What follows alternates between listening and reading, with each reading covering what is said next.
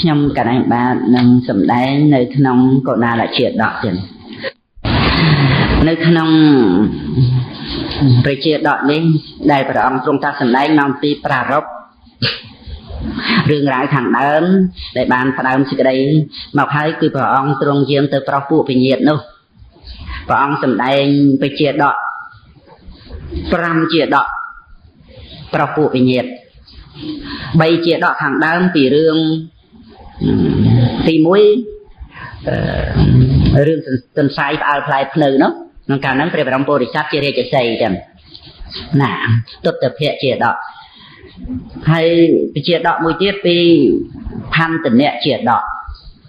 ពីរឿងមានពីវេរារវាងរុក្ខទេវតាជាមួយនឹងខ្លាឃ្មុំចឹងខ្លាឃ្មុំវាទៅដេកក្រោមដើមបង្រោហើយស្រាប់តែមេឃបង្រោវាបាក់ធ្លាក់មកលើខំប្រឹងមើលអាណាគប់អញក៏វិញអញរត់ចុះរត់ឡើងអត់ឃើញមានដឹងថាមេឃបង្រោបាក់មកខឹងនឹងដើមបង្រោហ្នឹងដើមបង្រោហើយរុក្ខទេវតាឬក៏ទៅក្បែរនគរពរិណសីហ្នឹងគាត់តពូជពងពីជាងឈើហ្នឹងមកពេលមួយគាត់ត្រូវធ្វើដំណើរទៅរកឈើធ្វើរទេះហ្នឹងទៅជួបនឹងខ្លាឃ្មុំនឹងឯងចឹងខ្លាឃ្មុំនឹងសួរថាអ្នកអើយចេញទៅណាអូខ្លាឃ្មុំឯងចេះនិយាយមនុស្សផងខ្ញុំចេះបាននិយាយបានអីខ្ញុំមករកឈើធ្វើរទេះហើយខ្លាឃ្មុំឯងដឹងតែឈើណាធ្វើរទេះធ្វើកង់ទៅជាប់លប់ជាងគេទេខ្លាឃ្មុំហ្នឹងបានឱកាសហ្មងហ្មងចឹងមកដល់ពេលវេលាអញទំលាយដើមបង្រោហ្នឹងណាប្រាប់ថាមានឈើឯណាមកស្វិតជាងដើមបង្រោទេបរោះហ្នឹងក៏មកបានលៀបជួបខ្លាឃ្មុំចេះនិយាយភាសាមនុស្សហើយប្រាប់ពីដើមឈើរឹងមាំស្វិតទៀតប្រាប់ដើមឈើស្អីក៏មិនស្វិតដោយដើមបង្រោទៅកាប់ដើមបង្រោហ្នឹងឯងណាធ្វើជារទេះធ្វើកង់ធ្វើអីអញ្ចឹងទៅរុក្ខទេវតានៅក្នុងដើមបង្រោហ្នឹងថារឿងហ្នឹងមកអំពីខ្លាឃ្មុំហ្នឹងឯងខឹងនឹងខ្លាឃ្មុំហ្នឹង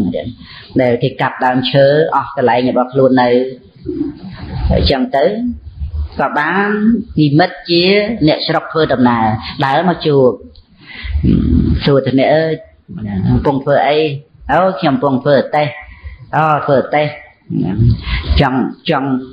ឲ្យរទេះនឹងជាប់ល្អធ្វើកង់នឹងឲ្យមាំល្អណាខ្ញុំដឹងវិធីថ្ងៃនេះបានលៀបទៀតហើយដឹងឈើធ្វើរទេះមាំហើយដឹងថាឲ្យរឹងរឹតទៅជាប់ទៅទៀតធ្វើម៉េចស្បែកខ្លាឃ្មុំយកមកពាត់ជុំវិញកង់នឹងចងក្រៀកកន្លែងណាគឺគ្មានអីស្វិតជាងស្បែកខ្លាឃ្មុំទេបានកើតទៅជារឿងសម្រាប់ខ្លាឃ្មុំហ្នឹងទៅហើយមានពីវេរាទេវតាជាមួយនឹងខ្លាឃ្មុំហ្នឹងរហូតមកទៀតហ្នឹងព្រះសម្មាសម្ពុទ្ធព្រះអង្គសម្ដែងនៅវិជាដកហ្នឹងអំពីរឿងពីវេរាដែលចាប់ផ្ដើមឡើងហើយវានាំឲ្យមានការសម្លាប់គ្នាទៅវិញទៅមកតាមច្បាប់របស់កម្មរុក្ខទេវតាហើយនឹងខ្លាឃ្មុំហ្នឹងនោះរួចទៅព្រះអង្គសម្ដែងអំពីលក្ខ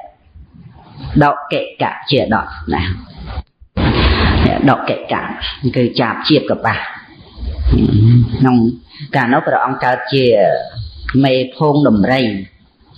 ធ្វើដំណើរទៅចាប់ជាកបាសគេនៅនឹងផ្លូវគេស្ទុះមក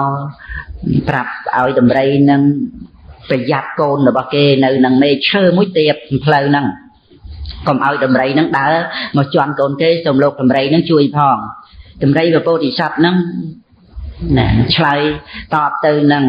សត្វចាប់ជាកបាសហ្នឹងថានាងឯងកំភៃអីក៏បានដើរទៅឈួរពីលើ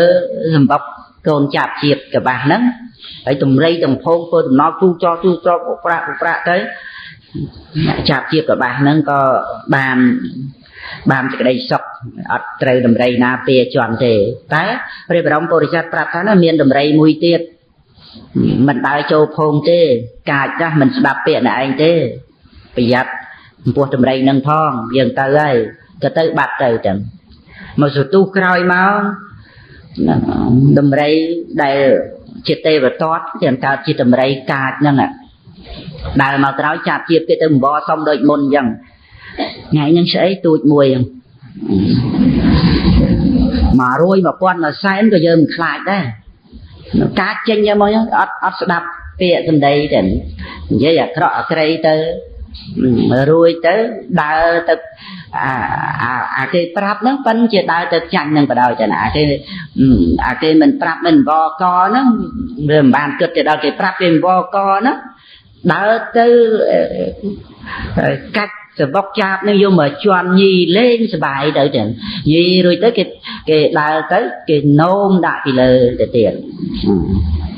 ណារួចបានគេដើរហួសទៅមេចាប់នឹងនឹកឃើញថាអាងខ្លួនធំណាឃើញយើងជាចាប់ជាកបាស់តូចមិនអាចធ្វើអីអ្នកឯងបានទេយើងនឹងព្យាយាមគំនុំគុំគួនហ្មងចឹងជាមួយដំរីហ្នឹងចាប់ជាកបាស់ហ្នឹងពេកទៅនិយាយជាមួយក្អែកបំរើក្អែកសុំបំរើក្អែកធ្វើស្អីយកចិត្តក្អែករហូត 2-3 ថ្ងៃទៅ 2-3 ថ្ងៃទៅសុំឲ្យក្អែកនឹងជួយក្អែកនឹងស្រឡាញ់ចាប់ជាតិនឹងព្រមតែឲ្យយើងធ្វើអីជួយធ្វើអីថាអត់មានធ្វើអីច្រើនទេគ្រាន់តែទៅចាប់ភ្នែកដំរីនោះណាប្រាប់ភិនភៈដំរីនឹងដែលជន់កូនរបស់ខ្ញុំនឹងទៅចាប់ភ្នែកឲ្យបែកទៅតែប៉ុណ្្នឹងឯងហើយរួចទៅគេទៅត្រូវរើគ្នាជាមួយរុយក្បាលខៀវទៀតចាប់ជាកបាស់ហ្នឹង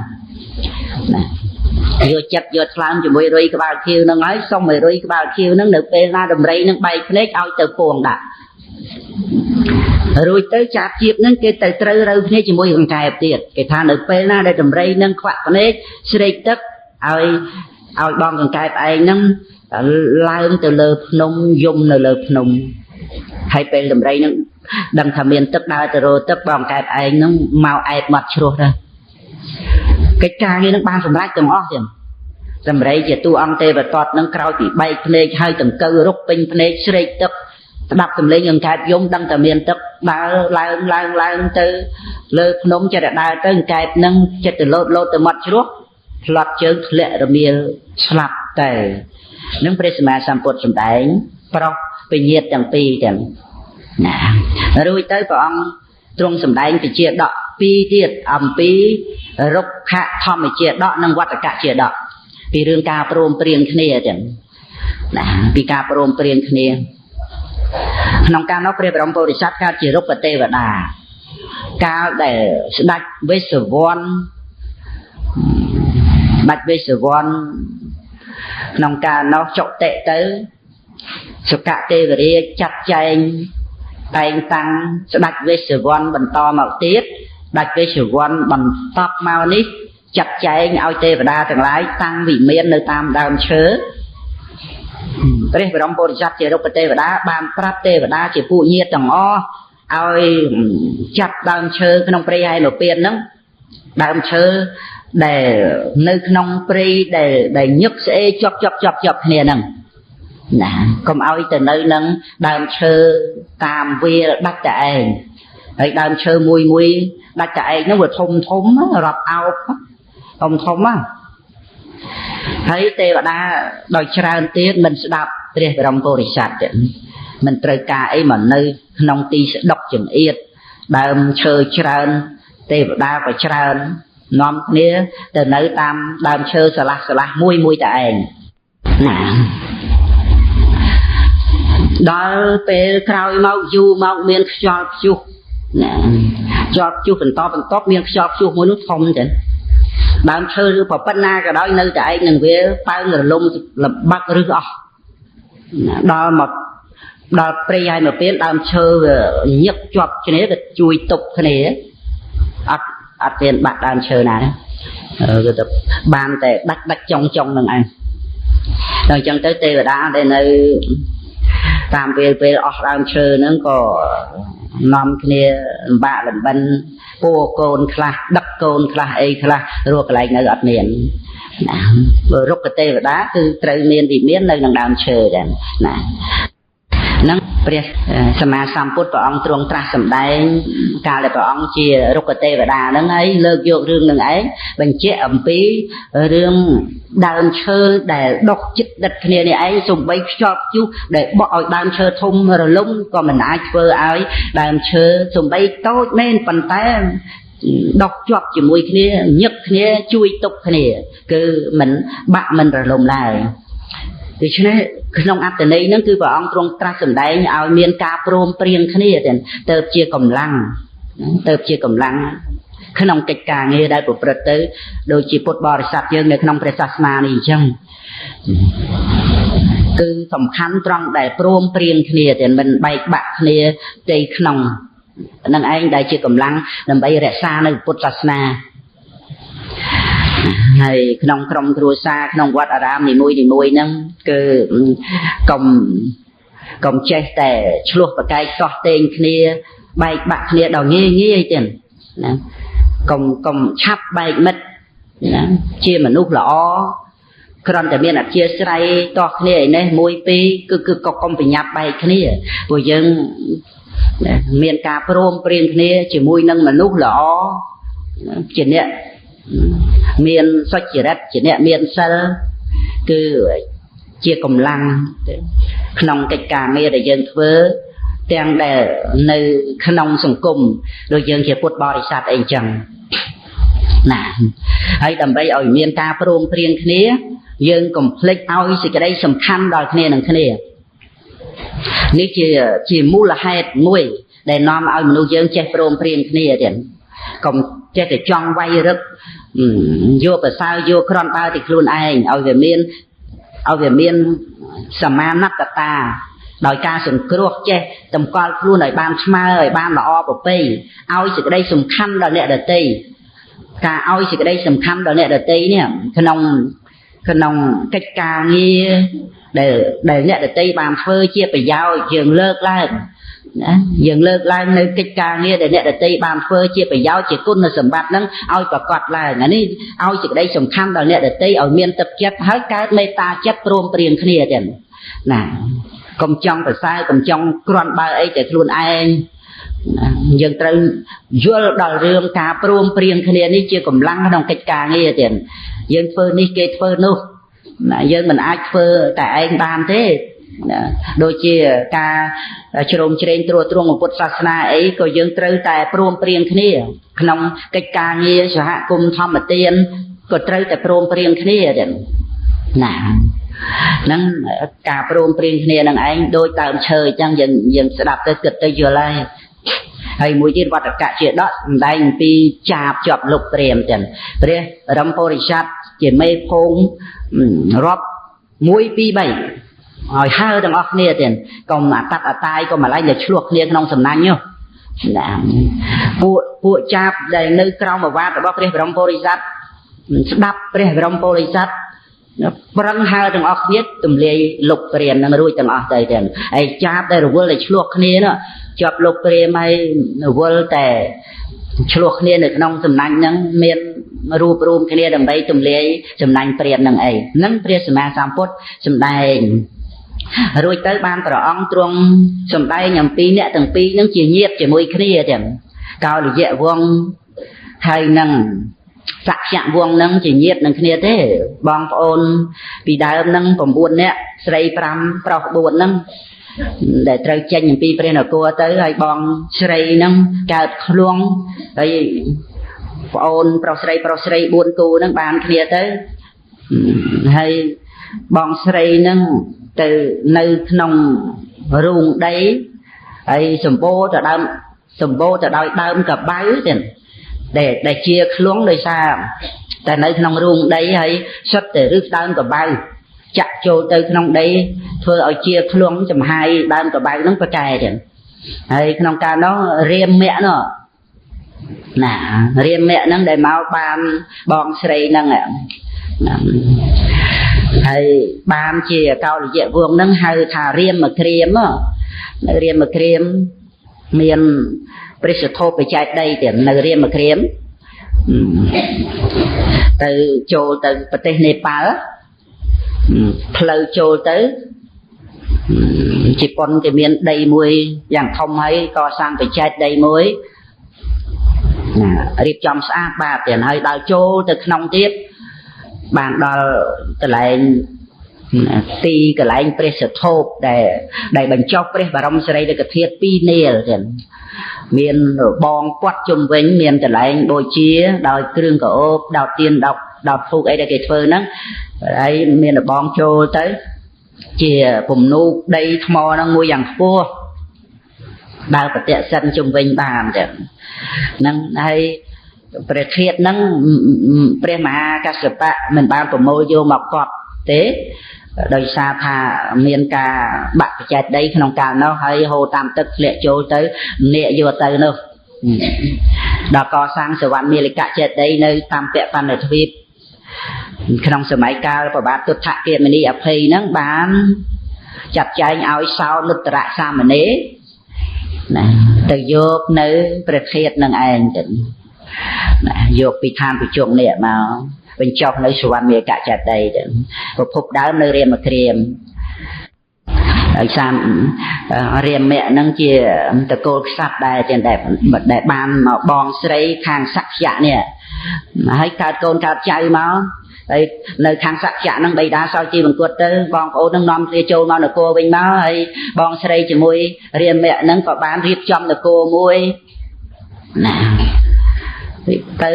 បងប្អូនគ្នានឹងទៅតើព្រះសម្មាសម្ពុទ្ធព្រះអង្គទ្រង់ត្រាស់សម្ដែងអញ្ចឹងទៅក៏បានស្គាល់បងប្អូនគ្នាតើខំអីច្បាំងចាប់ចាក់គ្នាឈាមហូរពេញស្ទឹងរយនៃហ្នឹងបានស្គាល់ជាបងប្អូនគ្នាបានស្រឡាញ់រាប់អានគ្នាទៅរួចទៅព្រះអង្គសម្ដែងអត្តកណ្ដសូត្រណាសម្ដែងអត្តកណ្ដសូត្រហ្នឹងខ្ញុំកណាខ្ញុំបានធ្លាប់លើកយកមកសម្ដែងហើយនៅក្នុងសតនិបាតក៏មានក្នុងមហានិតទេសក៏មានទាំងណាខតកនិកាយមហានិទេសហើយរួចទៅពពួកវិញ្ញាណទាំងសងខាងហ្នឹងដើម្បីតបស្នងសងគុណព្រះរាមាភិភៈដែលបានមកជួយឲ្យយើងស្គាល់ជាបងប្អូនគ្នាស្រឡាញ់គ្នាហើយមិនធ្វើសង្គ្រាមមិនសម្លាប់គ្នាអត់មាននរណាងាប់អត់មានឈាមហូរមួយតំណក់ចឹងទៅក៏បានឲ្យកុលបុត្រចេញចា250អង្គ250អង្គហើយចូលកម្មធ្នោះដោយគិតឃើញថាព្រះអង្គនៅជាព្រះរាជាក៏មានបរិវារហើយហមឥឡូវព្រះអង្គចេញចាកពីរាជសម្បត្តិទៅបួសបានជាពុទ្ធក៏គួរតែមានបរិវារហើយហមក៏បានឲ្យកុលបុត្រនឹងឯង500អង្គនឹងបួសហើយជាប់តាមព្រះរាមាភិភៈទៅហើយសិទ្ធិអ្នកមានប្រពន្ធទាំង500អង្គហ្នឹងបានធ្វើដំណើរតាមព្រះរាមាភិភៈទៅឯនេះទៅឯនោះទៅប្រពន្ធនឹងចិត្តតែបញ្ជូនសម្បត្តិមកនឹកឲ្យលើកបងនឹកឲ្យលើក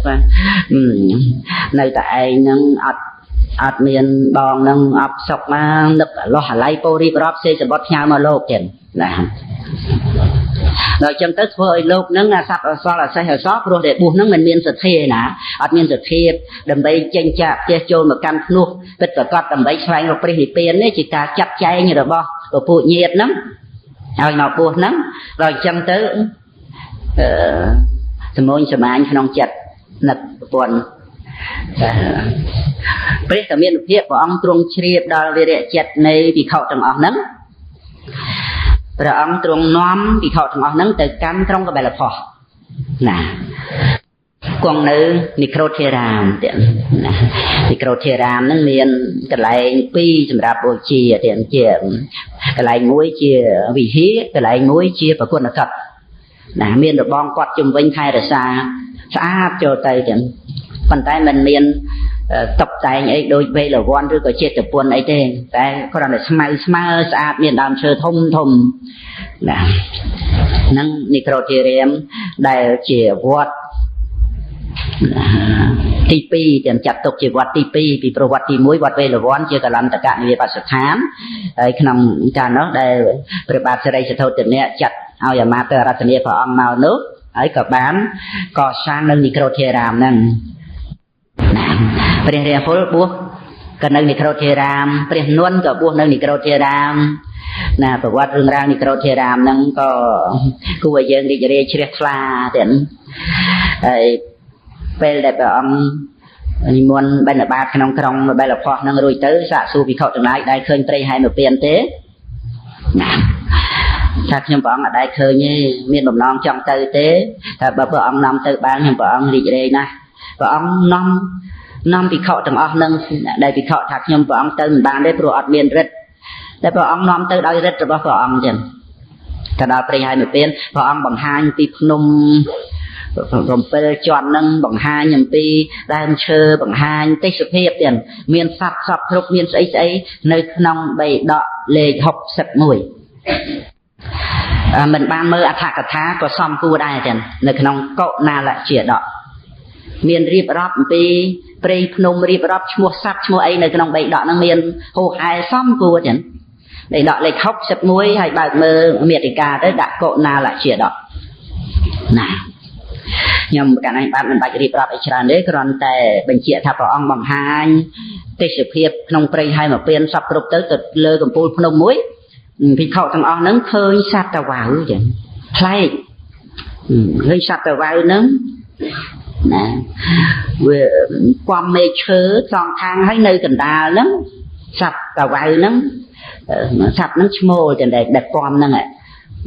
ហើយក្រៅពីនឹងទៀតសត្វតែមេទាំងអស់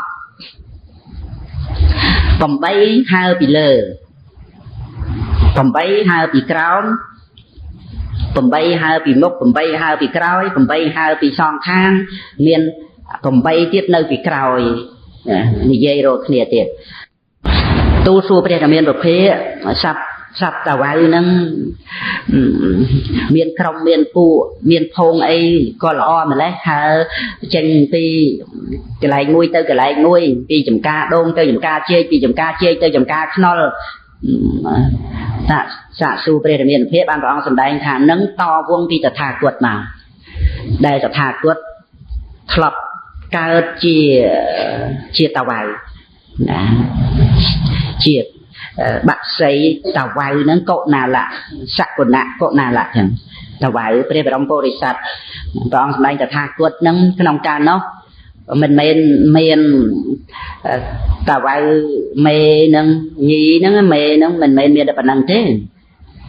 ណាមានមេតាវ៉ៅហ្នឹងពំឈើសងខាងហើយកុណាលៈហ្នឹងពំនៅកណ្ដាលដោយអត់ចាំបាច់ហើណាដោយគេគិតថាកុំឲ្យយើងនឹងលំបាកនឹងហើដោយខ្លួនឯងហើយមានមេតាវ៉ៅ500ហើពីក្រោមគិតថាក្រែងលោម្ចាស់យើងធ្លាក់មកយើងយកស្លាបទ្រទាំងអស់គ្នា500ហើពីលើការពារកម្ដៅថ្ងៃ500ហើសងខាងការពារចំហាយក្តៅឬក៏ចំហាយត្រជាក់500ឆ្វេង500ស្ដាំ500ពីមុខការពារក្រៃលោវាមានសត្វធំសត្វអីចង់មកបៀតបៀនម្ចាស់យើងឬក៏ក្មេងខ្វៀលគោខ្វៀលសេះអីគប់កវែងមកពីមុខមកគឺ500នៅពីមុខការពារទាំង500នៅពីក្រោយការពារដូចគ្នា500នៅពីក្រោយបន្តមកទៀតនិយាយពាក្យយ៉ាងពីរស់គ្នាទៅវិញទៅមកកុំឲ្យម្ចាស់យើងអបសក់កុំឲ្យវាស្ងាត់ជ្រាបមាននាង500ពីក្រោយហ្នឹងនិយាយគ្នាសំឡេងតាវ៉ៅពីរស់ទាំងណាសំឡេងតាវ៉ៅពីរស់មានរឿងមួយនោះដែលព្រះអង្គសម្ដែងប្រពនាងសុជាតានោះនាងសុជាតាសុនិសារបស់អនាថបិនកសិទ្ធិណាកូនប្រសាស្រីដែលជាភរិយារបស់នាយកាលៈនោះនឹងប្អូនបង្កើតរបស់វិសាខាមហាបាសិកាទៀតនាងសុជាតានឹងបង្កើតជាមុនដំបូងនោះឆ្លោះគ្នាជាមួយពួកទេសកម្មករអីសពគ្រប់ទាំងអស់បានព្រះអង្គទទួលមានសម្ដែងពីភរិយា7ពួកនោះហើយបានសម្ដែងសតតាបត្តផលនោះពីខោទាំងឡាយពោលសរសើរព្រះរាមាប្រភេទដែលសម្ដែងធัวតែម្ដងនាងសុជាតាកាចដល់ម្លឹងហើយបានសតតាហើយតាំងខ្លួនជាទាសីសមាភរិយារបស់ប្តីឈប់កាចរហូតតទៅបានព្រះអង្គសម្ដែងថាតថាគតធ្លាប់ណាតថាគតនឹងធ្លាប់បាន ធ្លាប់បានជួយនាងនឹងពីជាតិមុនដែរនាងជាជាតាហ្នឹងកើតជាមេត្តារបស់ព្រះបរមពុរិស័ទព្រះអង្គជាព្រះរាជាទៀតណាព្រះអង្គជាព្រះរាជាក្នុងកាលនោះមានមេត្តាហ្នឹងកាចពាក្យសម្ដីនឹងនិយាយកំហួកកំហែងចរិយាហ្នឹងមិនល្អទេប៉ុន្តែព្រះបរមពុរិស័ទមិនតាន់មានឱកាសពេលមួយនាំនាទៅកម្មសួនឧទ្យាននោះឆ្លងកាត់វាលស្រែអាសត្វតិជាតិនឹងវាផ្អើលនឹងកងតបយមអាជាចាចម្នាក់យកដៃបិទតិជាតិឆ្លងអាសត្វតិជាតិហ្នឹងដល់ទៅពេលផុតពីវាលនឹងចូលទៅព្រៃធំឬសូវសត្វតវ៉ៃយំនាំគ្នាសរសើរទៀតអូយព្រោះអីព្រោះម្លេចទេសត្វតវ៉ៃហ្នឹងបានឱកាសហ្នឹងដែលព្រះបរមពុរិស័ទបានពោលឡើងថាមនុស្សខ្លះនិយាយឡើងគឺថាគេមិនចង់ស្ដាប់យកដៃបិទតិជាតិមនុស្សខ្លះនិយាយទៅពីរោគេចង់ស្ដាប់ពីពោលសរសើរព្រមេតាព្រះបរមពុរិស័ទនឹកថាកូនហ្នឹងនិយាយហ្នឹងគឺសំដៅមករកខ្លួនហើយប៉ុន្តែវាអត់មានស្អីដើម្បីនឹងបកែកនឹងថាអីក៏ខំអប់រំទូមានខ្លួនទៅកុំឲ្យនិយាយពាក្យសម្ដីអ្វីដែលគេស្អប់នោះហ្នឹងព្រះបរមពុរិស័ទលើកយកបជាដកហ្នឹងមកទាំងមេត្តារបស់ព្រះអង្គក្នុងកាលនោះមកជានាងសុជាតានេះមិនមែនសុជាតាមេត្តាព្រះយសទេណាសុជាតានេះប្អូនបង្កើតអូនស្រីបង្កើតបាសិកាវិសាខាហ្នឹងអានេះគ្រាន់តែចង់រំលឹកបន្តិចអំពីរឿងសម្លេងសត្វតវ៉ៅវាពីរោះអញ្ចឹងបានជានាងនោះគឺថានិយាយរកគ្នាបញ្ចេញសម្លេងច្រៀងទៅសប្បាយទៅនៅពីក្រោយហ្នឹងដូចភ្លេងអញ្ចឹងឯង500គឺមានរបៀបរបបគេមិនមែនជជែកចចាយតែពីតែទេគេតគ្នាមកប្រមាណ10 20អញ្ចឹងទៅរួចទៅគេតគ្នាដូចលេងភ្លេងអញ្ចឹងទៀតនាងទាំង500តាមក្រោយហ្នឹងក៏ប៉ុន្តែក្នុងកាលនោះកុណាលៈមានពាក្យសម្ដីជាមួយនឹងមេតវ៉ៅទាំងអស់ហ្នឹងអត់ពីរោះទេសិតតែញ៉ែងចេះញ៉ែងចុះថោកទៀបស្អីណាថាឲ្យនាងទាំងអស់ហ្នឹងចឹងហ្នឹងមើលនៅក្នុងកុណាលៈជាដកហ្នឹងទៀតនិយាយអំពីតាវ៉ៅមួយទៀតឧទាយីចឹងកាលនោះកើតជាតាវ៉ៅឈ្មោះបណ្ណមុខៈហ្នឹងវាមានមុខសចឹងតាវ៉ៅហ្នឹងព្រះឧទាយីមានបរិវារអីចឹងដែរដែលហើមុខហើក្រោយអីហ្នឹង50 ជាងហៀងឆ្វេងស្ដាំពីលើពីក្រោមអីចឹងដែរអូផ្អែមណាស់ឧទាយីហ្នឹងសិតតែអូនល្អណានិយាយជាមួយប្រពន្ធនោះដល់អញ្ចឹងទៅពេលមួយបណ្ណមុខៈហ្នឹងមកជួបនឹងតាវ៉ៅដែលជាបរិវាររបស់ព្រះបរមពុរិស័ទហ្នឹងបរិវាររបស់ព្រះបរមពុរិស័ទហ្នឹងក៏បានរៀបរាប់សេចក្តីហ្នឹងប្រាប់បណ្ណមុខៈហ្នឹងថាពួកយើងខ្ញុំនេះមិនដែលបានសម្ដីល្អពីប្តីរបស់ខ្ញុំទេប្តីរបស់ខ្ញុំហ្នឹងទោះជាខ្ញុំបំរើកប់គុណយ៉ាងណាក៏ដោយមិនដែលសម្ដីល្អមករកពួកខ្ញុំទេសម្ដីសិតតែហងឯងសិតតែថោកទាបសិតតែចិត្តស្រាលស្អីណារៀបរាប់នៅក្នុងហ្នឹងខ្ញុំនិយាយមិនអស់ទេណាក៏ចង់សម្ដែងយូរហើយក៏ណាស់ឲ្យជាដកប៉ុន្តែរឿងនៅក្នុងព្រះជាដកនេះគឺព្រះសម្មាសម្ពុទ្ធព្រះអង្គទ្រង់ជ្រាបអធ្យាស្រ័យរបស់ភិក្ខុទាំង500ដែលនឹកប្រពន្ធនេះណាព្រះអង្គលើកយកបជាដកនឹងមកសម្ដែងនឹងគឺសម្ដែងអំពីទោសរបស់ប្រពន្ធណាសម្ដែងច្រើនទៅក្នុងហ្នឹងកាលណាពុទ្ធចាស់និមន្តអានមើលចុះនៅក្នុងសេចក្តីហ្នឹងដើម្បីជួយឲ្យភិក្ខុទាំង500នឹងឯងមានចិត្តធុញទ្រាន់លួយណាយនឹងទរាវៈហើយស្ដាប់អរិយសច្ចធម៌ចូលចឹងដល់លួយណាយទៅស្ដាប់ទុក្ខសច្ចសមុទយសច្ចចូលបានសម្រេចមគ្គផលណាចឹងពេលដែលទៅព្រះអង្គនាំទៅមកវិញមកខ្លួនឯងដោយរិទ្ធខ្លួនឯងណាហ្នឹងគឺនៅក្នុងកុណាលជាដកហ្នឹងព្រះអង្គមិនលើកយករឿងស្ត្រីដែលល្អទេខ្វះអីស្ត្រីល្អមកកណោតែព្រះអង្គអត់លើកយកទៅសម្ដែងទេក្នុងកុណាលជាដកហ្នឹងហើយក្នុងកាលដែលព្រះអង្គសម្ដែងនៅប្រវត្តិរបស់ព្រះអង្គកុណាលៈហ្នឹងក្នុងកាលនោះបណ្ណមុខៈហ្នឹងក៏បានពោលឡើងថាអញ្ចឹងហ៎នាងទាំងអស់គ្នាហ្នឹងអញ្ចឹងក៏បានចូលទៅជួបនឹងកុណាលៈព្រះបរមពុរិស័ទហ្នឹងក៏បាន ពោលដាស់តឿនព្រះបរមពុរិស័ទនឹងឲ្យចេះនិយាយល្អនិយាយពីរោះជាមួយប្រពន្ធផងមើលកុំឲ្យពាក្យសម្ដីអាក្រក់អត្រីពេកព្រះបរមពុរិស័ទបណ្ដេញប៉ុណ្ណមុខៈទៀតណាបណ្ដេញអ្នកឯងមិនមែនជាមិត្តរបស់យើងទេកុំមកនិយាយពាក្យសម្ដីអីអញ្ចឹងនោះណាហើយប៉ុណ្ណមុខៈហ្នឹងក៏ចេញទៅពេលមួយនោះប៉ុណ្ណមុខៈហ្នឹងឈឺទៅដល់ពេលឈឺទៅប្រពន្ធហ្នឹងហើចោលអស់បានព្រះបរមពុរិស័ទកុណាលៈហ្នឹងទៅជួយមើលថែរក្សាប៉ុណ្ណមុខៈហ្នឹងឯងនាំផ្លែឈើនាំអីទៅឲ្យហើយជាបាលដោយឱសថផ្សេងនៅក្នុងព្រៃហើយមកពៀនហ្នឹងបានជាទៅបានសម្ដែងការពិតប្រាប់ថាយើងដែលមិននិយាយបរោះជាមួយពួកនាងអស់ហ្នឹងមកអំពីយើងបានដឹករឿងច្រើនណាស់ប៉ុន្តែក្នុងខ្សែអត្ថលេងពធលេខ787ចឹងសម្ដែងនៅក្នុងកុណាលជាដកលេខលេខ61ចឹងប្រវត្តិរឿងរ៉ាវពីខាងដើមហ្នឹងបានបន្តណាបន្តមកពីខ្សែអត្ថមុនហ្នឹងឥឡូវនៅក្នុងសេចក្តីដែលសកុណាលៈតវ៉ៅព្រះបរមពុរិស័ទ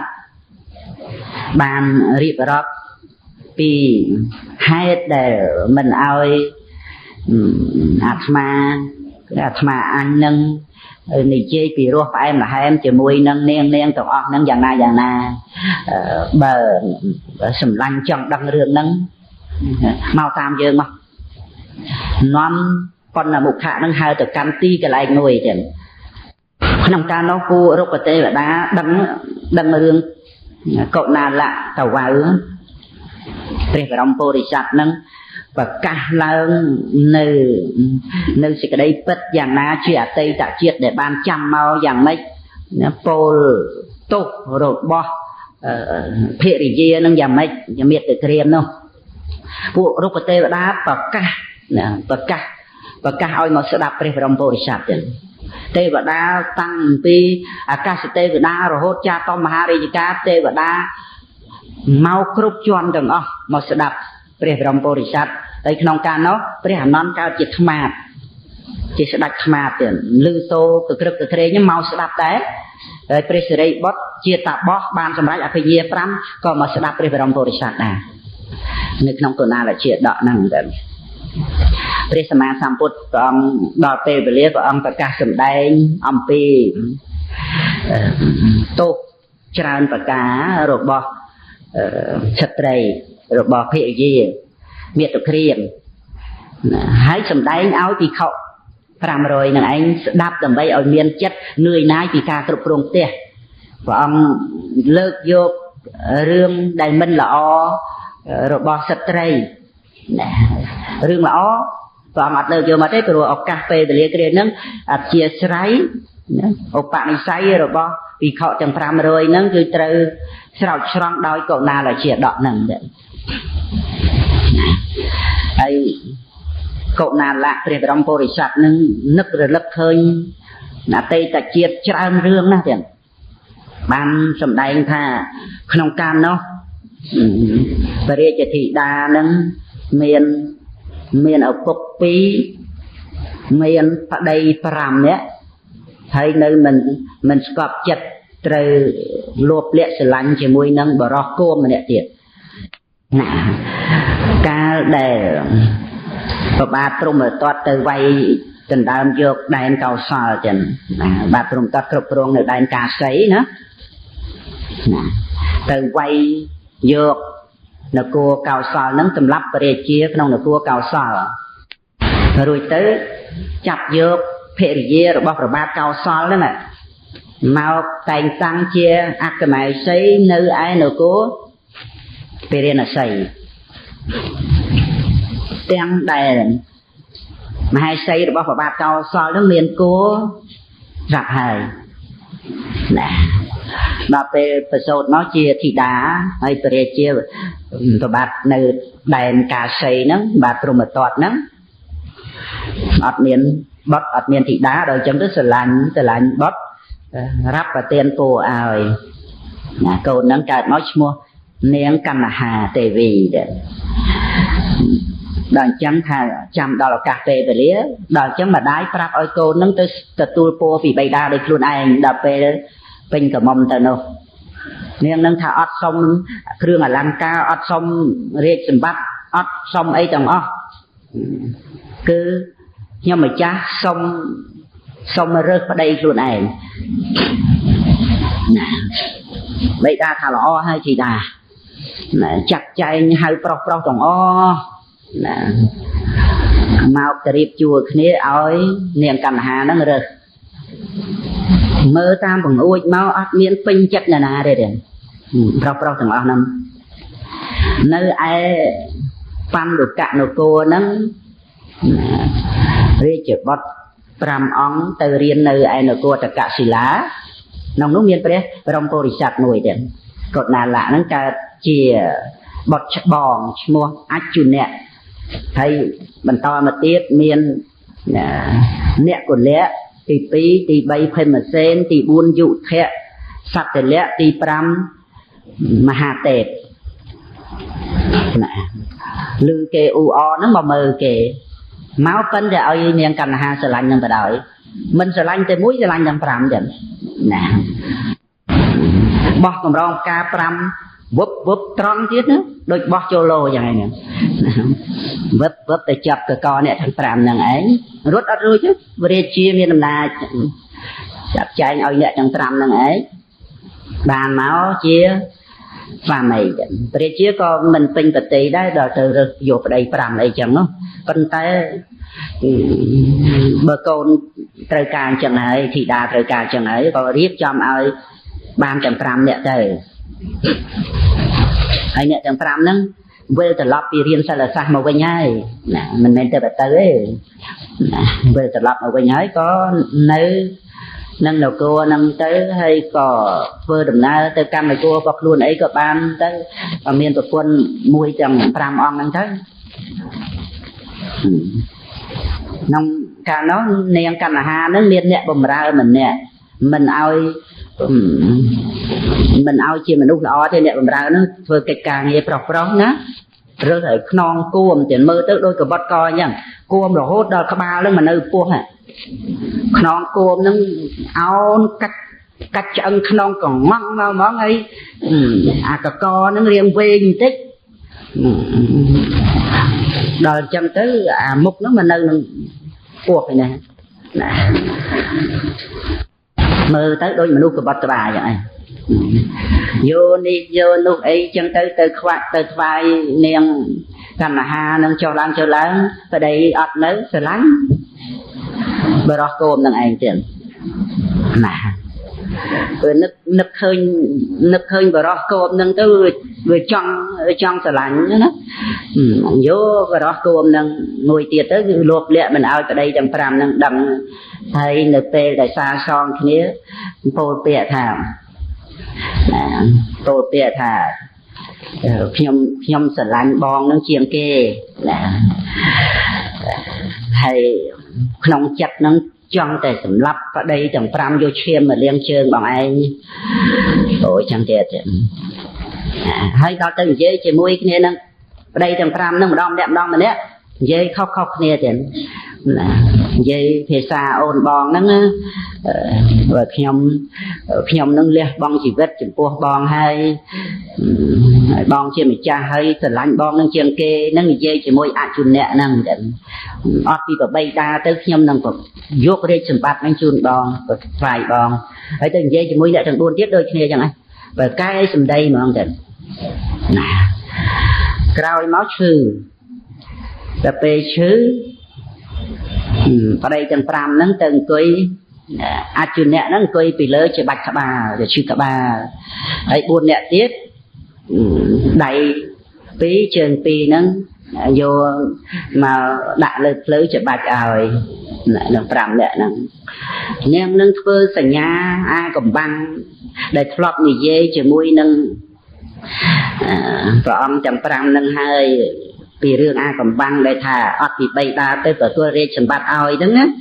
មានសញ្ញាអាកំបាំងហ្នឹងឲ្យស្វាមីហ្នឹងដឹងទៀតចឹងនៅកោយក្បាលពីលើផ្លូវអជុនៈហ្នឹងណែញាក់ក្បាលឲ្យអជុនៈហ្នឹងដឹងថាអត់ពីបៃតាទៅឲ្យបងសោយរេហើយជាមួយអ្នកទាំង4ទៀតញាក់ដៃញាក់ជើងសញ្ញាអាកំបាំងហ្នឹងគឺគ្រាន់តែញាក់ដឹងហ្មងចឹងព្រោះធ្លាប់ញាក់អញ្ចឹងប្រាប់ហើយណោះតែញាក់រួចទៅនិយាយដល់លើកនេះអត់និយាយទេប៉ុន្តែគ្រាន់តែញាក់គេដឹងណាហើយបរោះកូនហ្នឹងនៅក្នុងឋានៈជាអ្នកបម្រើហ្នឹងនាងឯនេះកន្លោះអណ្ដាតបញ្ចេញអណ្ដាតមកបន្តិចហើយកាហែមកខឹសអ្នកឯនោះដឹងបាត់ហើយព្រោះឆ្លប់ធ្វើអញ្ចឹងហ៎ជាសញ្ញាអាកំបាំងមួយប្រាប់ថាចង់តែសម្លាប់ប្តីទាំង5ហ្នឹងយកឈាមទៅលាបជើងបងហ្នឹងគឺគ្រាន់តែធ្វើមកខឹសប៉ុណ្ណឹងអ្នកឯនោះដឹងបាត់ហើយព្រះបរមពុរិស័ទដឹងរឿងហ្នឹងទៅឃើញសញ្ញាហ្នឹងរួចទៅដល់ពេលវេលាចេញមកហៅប្អូនទាំង4ហ្នឹងមកសួរ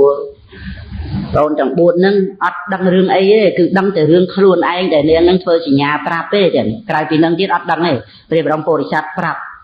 ទៅនិយាយទៅដឹងរឿងចឹងនាងហ្នឹងនិយាយជាមួយខ្លួនតែមិននិយាយជាមួយអ្នកតីមិនពាក្យដូចគ្នាក៏មានចិត្តភ័យទ្រាំលឿនណាយហើយក៏រត់ចោលនាងកណ្ដាហាហ្នឹងឯងទៅព្រៃហែនមកពៀនបួសជាតបោះទាំង5អង្គហ្នឹងទៅហើយរឿងហ្នឹងកុណាលៈបរមពុរិស័ទតាវ៉ៃហ្នឹងសំដែងទាំងថាយើងរលឹកជាតិយើងបានក្នុងកាលនោះយើងជាអជនៈហ្នឹងឯងណារួចទៅរឿងទី2មានអ្នកបួសស្រីស្លៀកពាក់សនៅក្នុងព្រៃខ្មោចទៀតឈ្មោះនាងបញ្ចតតាវីប្រព្រឹត្តបៈធัวអត់បាយ4ថ្ងៃបានបរិភោគមួយពេលអត់បាយ4ថ្ងៃហូតល្បីអំពីគុណរបស់នាងបញ្ចតតាវីចឹងល្បីដល់ពេញព្រះនគរទាំងអស់រហូតដល់ណាផ្លាត់ជើងផ្លាត់ដៃអីក៏លន់មាត់បញ្ចតតាវីដូចជាផ្លាត់មាត់ពុទ្ធោអញ្ចឹងហ៎ក្នុងការនោះអ្នកនគរនឹងនឹករលឹកឃើញគុណនាងនឹងក្រៃលែងក្នុងពេលមួយនោះអ្នកបរិភោគទឹកសវណ្ណតែកូនជាងនេះណាតែកូនជាងនេះមកជួបជុំគ្នាហើយម្នាក់នោះសវណ្ណស្រាប់តែដួលទៅផ្លាត់មាត់បញ្ចតតាវីដោយផ្លាត់មាត់ពុទ្ធោយើងនឹកពុទ្ធោអញ្ចឹងណាអ្នកនោះផ្លាត់មាត់នឹកទៅនាងនោះឯងណាកូនជាងមាសមួយនោះថាណែឯងស្អីស្មានតែនាងនឹងអស់ចាទៅហ៎យើងមិនធ្វើទេបើយើងធ្វើ7ថ្ងៃយើងនាំយកមកឲ្យចាក់ស្រាឲ្យពួកយើងផឹកអត់មានណាជឿទេអត់ជឿភ្នាល់គ្នាភ្នាល់ក៏ភ្នាល់ដល់អញ្ចឹងទៅកូនជាងមាសហ្នឹងចូលទៅក្នុងព្រៃខ្មោចហ្នឹងមានបណ្ណៈសាលាមួយធ្វើជាអ្នកបួសដែរនាងបញ្ចតតាវីហ្នឹងសម្គាល់ថាជាអ្នកបួសហើយក៏មកប្រពអត់មើលមុខទេអត់មានមើលមុខអ្នកឯងមួយថ្ងៃទី1មកប្រពអីប្រពទៅវិញទៅថ្ងៃទី2ក៏ដូចគ្នាថ្ងៃទី3ក៏ដូចគ្នាអត់និយាយរកទៀតដល់ថ្ងៃទី4គួរសមនាងណាសុខប្រព្រឹត្តទៅជាធម្មតាទេឬគ្រាន់តែសួរប៉ុណ្ណឹងឯនោះអសប្បាយបានលោកម្ចាស់ដែលជាអ្នកប្រព្រឹត្តបៈសួរតឹងតែងបាននិយាយរកនៅបានយូរបន្តិចឆ្លើយតបអីចឹងទៅក៏ចេញមកថ្ងៃទី5គួរសមច្រើនជាងមុនថ្ងៃទី6សាកសួរច្រើនទៅទី6ហ្នឹងថានាងប្រព្រឹត្តបៈសួរយ៉ាងម៉េចខ្ញុំម្ចាស់ហំអត់បាយ4ថ្ងៃបានបរិភោគមួយពេលចេះលោកម្ចាស់វិញតែយើងអត់បាយម្ដង7ថ្ងៃបានបរិភោគមួយពេលអត់តែថ្ងៃទេយប់ដាក់ពេញពោះទេអត់តែថ្ងៃទេណាបោកនាងហ្នឹងណាបោកនាងបញ្ចតតាវីហ្នឹងរួចទៅនាងមកបួស ប្រព្រឹត្តបៈធัวហ្នឹងប្រហែលឆ្នាំហើយថាខ្ញុំ12ឆ្នាំហើយចុះលោកម្ចាស់វិញយើងទៅបាន6ឆ្នាំទេហើយចុះនាងបានសម្រេចនៅនៃខមៈគុណអីយ៉ាងណាហើយអត់ទេលោកម្ចាស់អើយខ្ញុំអត់មានបានសម្រេចនៅគុណធម៌អីទេយើងឯនេះវិញក៏អញ្ចឹងដែរការដែលនៅគ្រប់គ្រងផ្ទះហ្នឹងក៏មិនបានអីហើយមកប្រព្រឹត្តនេះនៃគមគុណក៏អត់បានមើលទៅនរកហ្នឹងវាមិនមែនសម្រាប់តែយើងពីរនាក់ទេណោះណាមនុស្សមកសន្ធឹកទៀតហ្នឹងកុំឲ្យនៅត្រាំត្រែងអញ្ចឹងបើវាមិនបានអីអញ្ចឹងនោះនាងនោះថាខ្ញុំនឹកគិតចឹងយូរហើយប៉ុន្តែមិនដឹងទៅពឹងដល់ណាបើលោកម្ចាស់មិនចោលខ្ញុំទេខ្ញុំក៏សុខចិត្តទៅនៅជាមួយណាប៉ុណ្ណឹងព្រមព្រៀងគ្នានាំមកផ្ទះណាយប់ហ្នឹងនៅជាមួយគ្នាស្រឡាញ់គ្នាទៅស្អែកឡើងតុបតែងដូរខោអាវអីអស់នាំទៅជួបជុំមិត្តភ័ក្តិឈ្នះរង្វាន់1000កហបណៈទៀតនាំប្រពន្ធទៅចាក់ស្រាឲ្យមិត្តភ័ក្តិហ្នឹងក្នុងកាលនោះព្រះបរមពុរិស័ទកើតជាស្ដេចគ្រុឌតាមដានរឿងហ្នឹងទៀតដឹងរឿងទាំងអស់ហ្នឹងហើយបានមកជាកុណាលៈហ្នឹងបានរៀបរាប់ទៅហ្នឹងហើយដល់ទៅរឿងទី3កុណាលៈព្រះបរមពុរិស័ទហ្នឹងសម្ដែងឲ្យបណ្ណមុខៈហ្នឹងស្ដាប់ហើយព្រះសម្មាសម្ពុទ្ធជាអ្នកសម្ដែងនៅវិជាដកហ្នឹងណាព្រះសម្មាសម្ពុទ្ធសម្ដែងទៅប៉ុន្តែរឿងរ៉ាវពីអតីតហ្នឹងកុណាលៈហ្នឹងលើកយកមកហើយបានព្រះពុទ្ធព្រះអង្គសម្ដែងតមកទៀតហ្នឹងទី3ហ្នឹងស្ដេចនគរពេរិណសីទៅវាយដែនកោសលដូចរឿងទី1ដែរចឹងប៉ុន្តែមិនមែនសម័យកាលជាមួយគ្នាទេបរិជាផ្សេងគ្នាសម្រាប់បរិជាដែនកោសលបាននាំយកភរិយានឹងមកមានគោឲ្យស្រេចទៀតប៉ុន្តែលើក្រោយនេះកើតជាកូនប្រុសលើកមុនកើតនាងកណ្ណហាកូនស្រីទៀតដែលថាឪពុក2ប្តី5ណា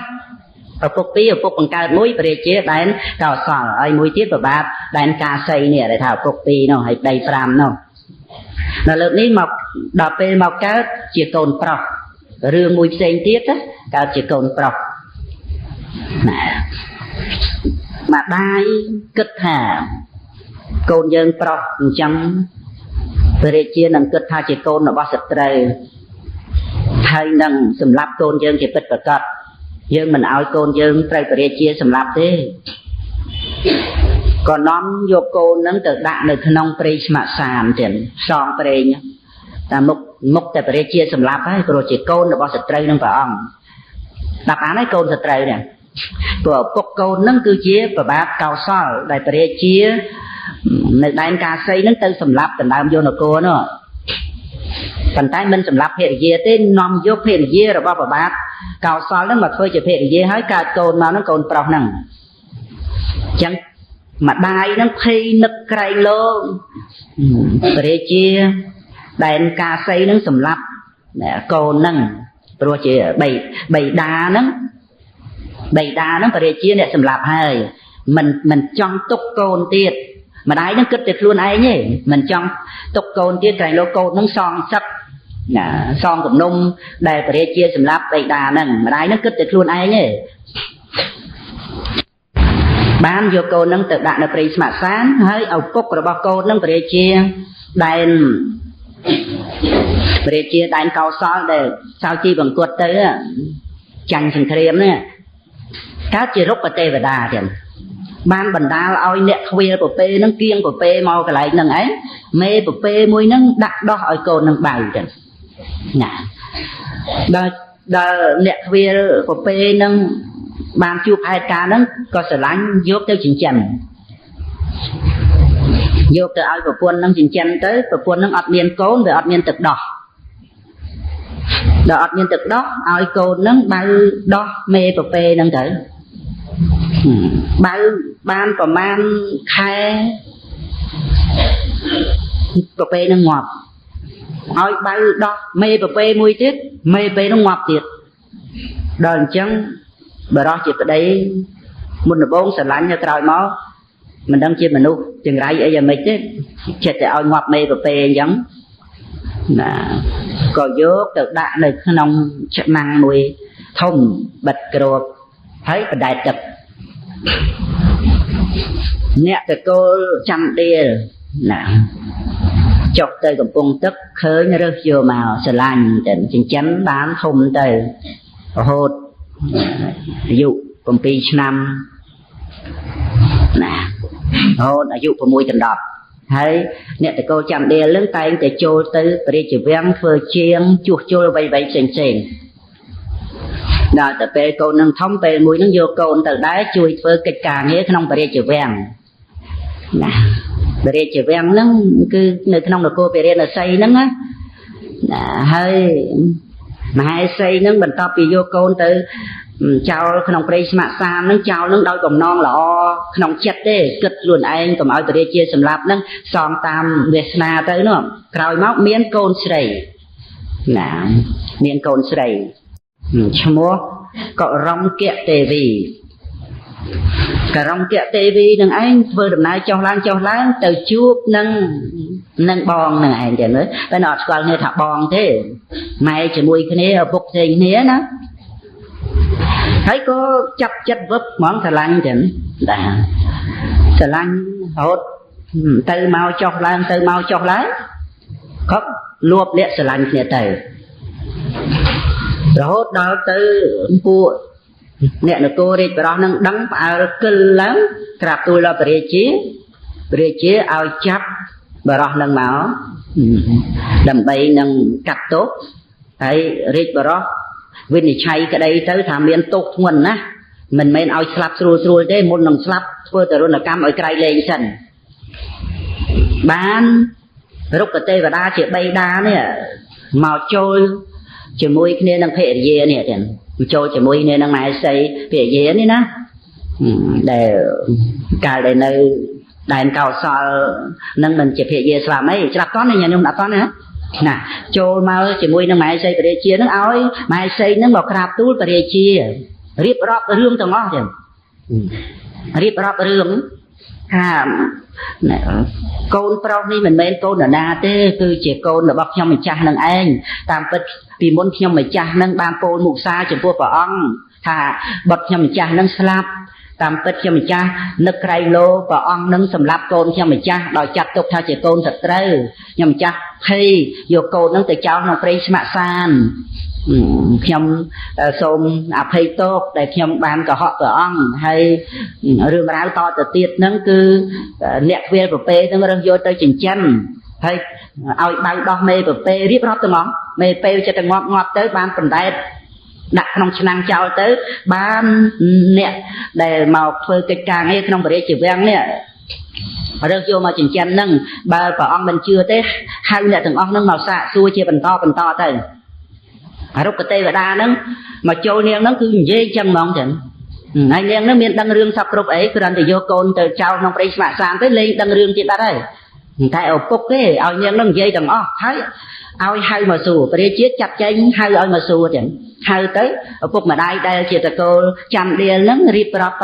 cặp tu bê chia miền côn bậc cao thì ná rồi thì năng nâng máu ấy hay bam tam từ xua nè khuya vào pe nâng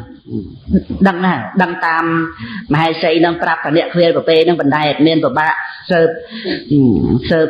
về ngày ấy hai nè để chỉnh chân vào pe khuya vào pe nó mà xua tới tham mến bàn đặt năng ni ấy năng nâng nơi à lời phong tiền phật tàng sập prap bình chuyện chẳng tới rồi rớt đi pre màu máu bán sờ bay và tí đi đây làm mình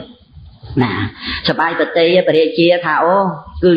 จีโกนระบบปริเชียเมียนเชียสมัยคนนี้ก็เรียบจำอภิเษกเอาไว้บานเตยรู้บานดัชมัวท่าเอลกะโกมังเพราะท่าเชียนเนี่ยใบตึกดอกโกเปนั่งเอลกะไปโกเปนะนั่นจังเตยให้เราไปบานอภิเษกเตยปริเชียเอาไว้ตึกกรุบกรวงเลยได้เก่าซอเตยได้เก่าซอได้เชียได้ระบบปกนั่งบางฮันปีตึกจัดอัดเมียนขนมกลมกูนจองอาเทียดไอจมูกนังโกนต่อแต่ที่ได้เอาโกนนั่งแต่กรุบกรวงในด้านเก่าสอดแต่กรุบกรวงในด้านเก่าสอดนั่งแต่ปริเชียก็ถักโกนนั่งอัดบานเรียนเสลสาไอเด้ មានប្រវត្តិចឹងមកមានបានទៅរៀនឯណារវល់តែចោលរវល់តែបណ្ដែតទឹកទៅនៅជាមួយពួកចន្ទដៀលហើយធ្វើការងារជាងជួសជុលអីអញ្ចឹងដល់អញ្ចឹងទៅក៏បានចាប់ម្នាក់ទៀតឈ្មោះឆលង្គៈឈ្មោះឆលង្គៈបរោះឲ្យទៅធ្វើជាសេនាបតីរបស់អេលកៈកុមាររាជនោះដើម្បីជួយកិច្ចការងារសពគ្រប់ជួយកិច្ចការងារប្រជាជាព្រោះជាអ្នកចេះដឹងច្រើនជាអាចារ្យបង្ហាត់បង្រៀនដល់ប្រជាជានៅដែនកាសីនេះផងចាត់ឲ្យទៅជួយប្រជាបុត្រអេលកៈកុមាររាជនឹងកិច្ចការងារក្នុងការគ្រប់គ្រងប្រទេសនោះនឹងគឺព្រះបរមពុរិស័ទទាំងឆលង្គៈនេះឆលង្គៈបរោះនេះដែលជាកុណាលៈហ្នឹងក្នុងជាតិមុនហ្នឹងកើតជាឆលង្គៈសេនាបតីហ្នឹងទៅបាននាងករង្គៈទេវីនឹងឯងលួបលាក់ស្រឡាញ់ឆលង្គៈនឹងឯងចឹងណាហើយឆលង្គៈនេះមានអ្នកបម្រើម្នាក់តែងនាំយកសម្ពុតនាំយកបោះបោផ្សេងទៅនាំយកអ្វីផ្សេងទៅហ្នឹងឈ្មោះភនន្ទេវាសីអ្នកបម្រើរបស់ឆលង្គៈនេះភនន្ទេវាសីហ្នឹងត្រូវនាងករង្គៈទេវីហ្នឹងលួបលាក់ស្រឡាញ់ម្នាក់ទៀតទាំងបានកុណាលៈហ្នឹងពោលថាណែប៉ុណ្ណាមុខៈយើងដឹងរឿងរបស់យើងណាក្នុងការនោះឆលង្គៈបរោះហ្នឹងគឺយើងហ្នឹងហើយរៀបរាប់ទៅបានបញ្ជាក់អំពីហេតុដែលមិនឲ្យយើងនិយាយព្រោះជាមួយនឹងមេតវៅទាំងអស់ហ្នឹងនោះវាមានរឿងដែលយើងបានដឹកអញ្ចឹងនឹងរឿងទី3ចឹងណាហើយមានរឿងទី4ទៀតញាតិញោមស្អីអត់ចង់ស្ដាប់ទេហ៎ឥឡូវដល់ម៉ោងហើយនៅមានរឿងវែងឆ្ងាយទៀតចឹងណាហើយក្រោយមកព្រះអង្គទ្រង់ប្រកាសសម្ដែងនៅមហាសមយសូត្រក៏ដោយតាក់ទងនឹងរឿងដែលព្រះអង្គទ្រង់ប្រកាសសម្ដែងនៅក្នុងកុណាលជាដកនឹងដែរនៅមានរឿងដែលកុណាលៈបរមពុរិស័ទនឹងបាននឹករលឹកជាតិឃើញហើយលើកយកមកសម្ដែងប្រាប់នោះមានរឿងមួយទៀតដែរទាំងណាប៉ុន្តែចាំតទៅថ្ងៃពុទ្ធក្រោយទៅឲ្យហួសម៉ោងច្រើនសេចក្តីនេះគ្រាន់តែជាវិជាដកមួយជាពិសេសសម្រាប់បកណាពុញ្ចាស់ណាព្រះអង្គតាអូស្ត្រាលីអីហ្នឹងណាបានមើលកុណាលៈជាដកហ្នឹងទៅថ្ងៃស្អែកហ្នឹងនិមន្តទៅហើយល្ងាចណាឡើងយន្តហោះទៅប្រហែល3ខែអីនិមន្តមកចាំព្រះវស្សានៅភ្នំតាក្រៀមទៀតទេណាណាតាក្រៀមទៀតនឹងរឿងរ៉ាវហ្នឹងព្រះអង្គទ្រង់ជ្រាបឧបនិស្ស័យអធិស្រ័យរបស់ភិក្ខុទាំង500នោះបើមិនសម្ដែងកុណាលៈជាដកហ្នឹងមិនឈប់នឹកប្រពន្ធនឹងដោយបតីករណាទៀតញាតិញោមស្អីប្រុសទាំងអស់បានស្ដាប់ហើយក៏បីយល់ជ្រាបណាចំណែករឿងរ៉ាវអីផ្សេងទៀតជាគុណសម្បត្តិរបស់ស្ត្រីមានរាប់មិនអស់សន្ធឹកសន្ធាប់ណាដូចជាអ្នកកលៈមេត្តាអ្នកកលៈបិតាដែលជាព្រះសោតាបានហើយឧបាសិកាវិសាខាឯកតកៈឧបាសិកាផ្សេងរហូតដល់ទៅភិក្ខុនីជាឯកតកៈរាប់រយអង្គដែលជាព្រះអរហន្តីដែលជាព្រះអរិយសាវិកាដែលជាអ្នកទំនុកបំរុងពុទ្ធសាសនាមានច្រើនសម្បើមទាំងប៉ុន្តែឱកាសពេលវេលាហ្នឹងគឺព្រះអង្គត្រូវលើកយកវិជាដកហ្នឹងមកសម្ដែងតម្រូវទៅតាមឧបនិស្ស័យរបស់ព្រះរាជកុមារហើយកុមារអញ្ចឹងប៉ុន្តែសុទ្ធតែជាអ្នកមានប្រពន្ធអស់ហើយណាទាំង500អង្គហ្នឹងដោយសារព្រះអង្គនាំទៅឲ្យឃើញតាវៅហ្នឹងហើយតាវៅហ្នឹងគឺព្រះអង្គសម្ដែងថាតំណពូជពងពីព្រះអង្គហ្នឹងមកប៉ុន្តែវាចេះតែបាត់អស់ទៅពីមុននោះ500ពីលើពីក្រោមពីចំហៀងពីមុខពីក្រោយអីទាំងអស់ហ្នឹងហើយមាន500ទៀតទៀតដែលបម្រើកុណាលៈបរមពុរិស័ទហ្នឹងទៅស្វែងរកផ្លែឈើហ្នឹង500ផ្សេងទៀតមករៀបចំទុកសម្រាប់កុណាលៈបរមពុរិស័ទទាំងអស់ប្រមាណទៀតទាំងអស់ពីក្រោម500ពីលើ500ពីណា ឆ្វេងស្ដាំ4មុខក្រោយទៀតណា7ណាទៅស្វែងរកផ្លែឈើ8 5ដង40ទៀត40ដាក់សូន្យប្រមាណណាទាំងអស់ប្រមាណទាំងអស់4000ទៀតហើយនៅមាននាងមេ2នោះ4002ទៀតដែលជាអ្នកគាំឈើនោះហ្នឹងហើយព្រះបរមពុរិស័ទអត់ដែលបាននិយាយពីរស់ជាមួយទេហ្នឹងប្រវត្តិរឿងរ៉ាវនៅវែងឆ្ងាយហើយមានពាក្យរបស់ព្រះអានន្ទដែលកើតជាស្ដេចខ្មាតមានពាក្យរបស់ព្រះសិរីបុត្រដែលជាព្រះតាបសរឿងរ៉ាវហ្នឹងខ្ញុំកណ្ដាលបាទរតនាមកគ្រាន់តែដើម្បីបញ្ជាក់ឲ្យឃើញថានៅក្នុងថ្ងៃមុនសម្ដែងរឿងរ៉ាវហ្នឹងបានប្រហែលរឿងហើយ3រឿងណាអត់ចាំរឿងលោកគ្រូអីចឹងណាแล้วខែមករឿងទៀតដែលកុណាលៈតាវៅព្រះបរមពុរិស័ទនឹងបានសម្ដែងនៅក្នុងកាលនោះព្រះរាជាដែនកោសលនឹងទៅច្បាំងដណ្ដើមដែនកាសីហើយសម្លាប់ព្រះរាជាទៀតសម្លាប់ព្រះរាជាដែនកាសីហើយ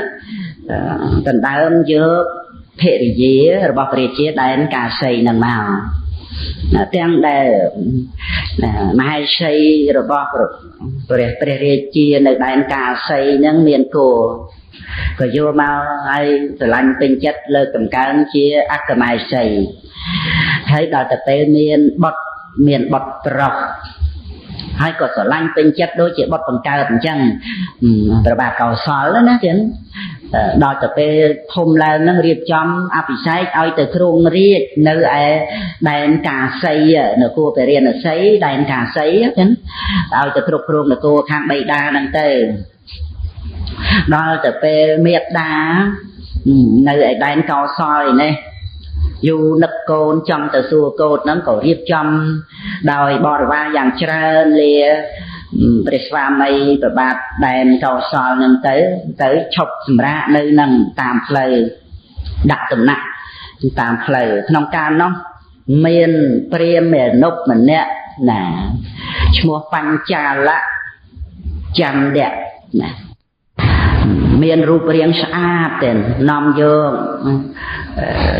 ករបស់របរមកថ្វាយដល់អក្កមហេសីនៃព្រះរាជាបញ្ចាលៈចន្ទៈហ្នឹងនាងឯនេះគ្រាន់តែឃើញចាប់ចិត្តស្រឡាញ់វឹកហ្នឹងកុណាលៈសកណៈព្រះបរមពុរិស័ទដែលកើតជាតវៅហ្នឹងលើកយករឿងផ្សេងមកដើម្បីប្រាប់ដល់តវៅបណ្ណមុខៈនោះ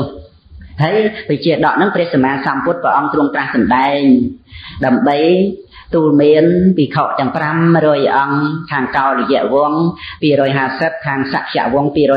250ដែលទៅបួសហើយដើម្បី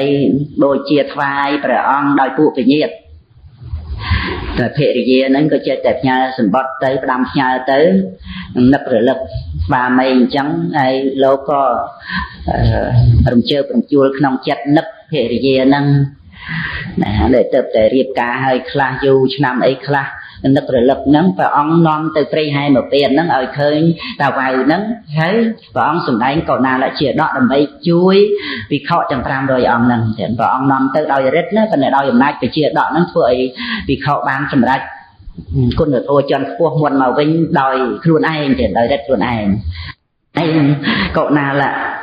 ព្រះបរមពុរិស័ទហ្នឹងបានរៀបរាប់រឿងរ៉ាវជីវិតដែលធ្លាប់ជួបប្រសពមកហ្នឹងក្នុងកាលនោះកុណាលៈបរមពុរិស័ទហ្នឹងគឺជាបញ្ចាលៈចន្ទៈនឹងឯងណាក៏បាននៅ2-3ថ្ងៃជាមួយនឹងអគ្គមហេសីទៅចឹងណាដាច់កាមេទាំងអស់គ្នាព្រះបរមពុរិស័ទហ្នឹងក៏អញ្ចឹងហើយរួចទៅក៏ប្រញាប់ធ្វើដំណើរទៅដែនកាសីនៅជាមួយកូនហ្នឹងមិនបានប្រមាណទេប្រញាប់លាកូនមកវិញមកបោះដំណាក់នៅហ្នឹងជួបជាមួយនឹងបញ្ចាលៈចន្ទៈហ្នឹង2-3ថ្ងៃទៀតនៅប្រព្រឹត្តការទ្រុះសិលជាមួយគ្នាហ្នឹងរួចបានធ្វើដំណើរមកហើយចាប់តាំងពីនឹងមកនៅមិនយូរទេណាបន្តិចលាព្រះស្វាមីមកសួរសុខទុក្ខកូនណានៅនឹង2-3ថ្ងៃទៅ lia côn mà với nhau nhập nhập mà với nhau nơi pi về ngày từ nắng năm cả nó mà nè còn là mục khác bằng trà lại chẳng để nâng mình cứ là thế cứ giờ nâng ấy dần đăng thương rai nâng sẽ bản nào hay về trong Porisat cậu nào là sạc của nạn nó cả ban pol to từ tiệt tiệt nàng dương nâng cứ chỉ và rau hạt từ bó pri rìa chỉ nơi không là cô mùi nó pri rìa chia trong pri niệm canh là rạ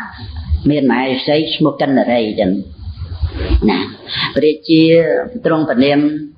canh là rạ nâng cục rong nơi không là cô nâng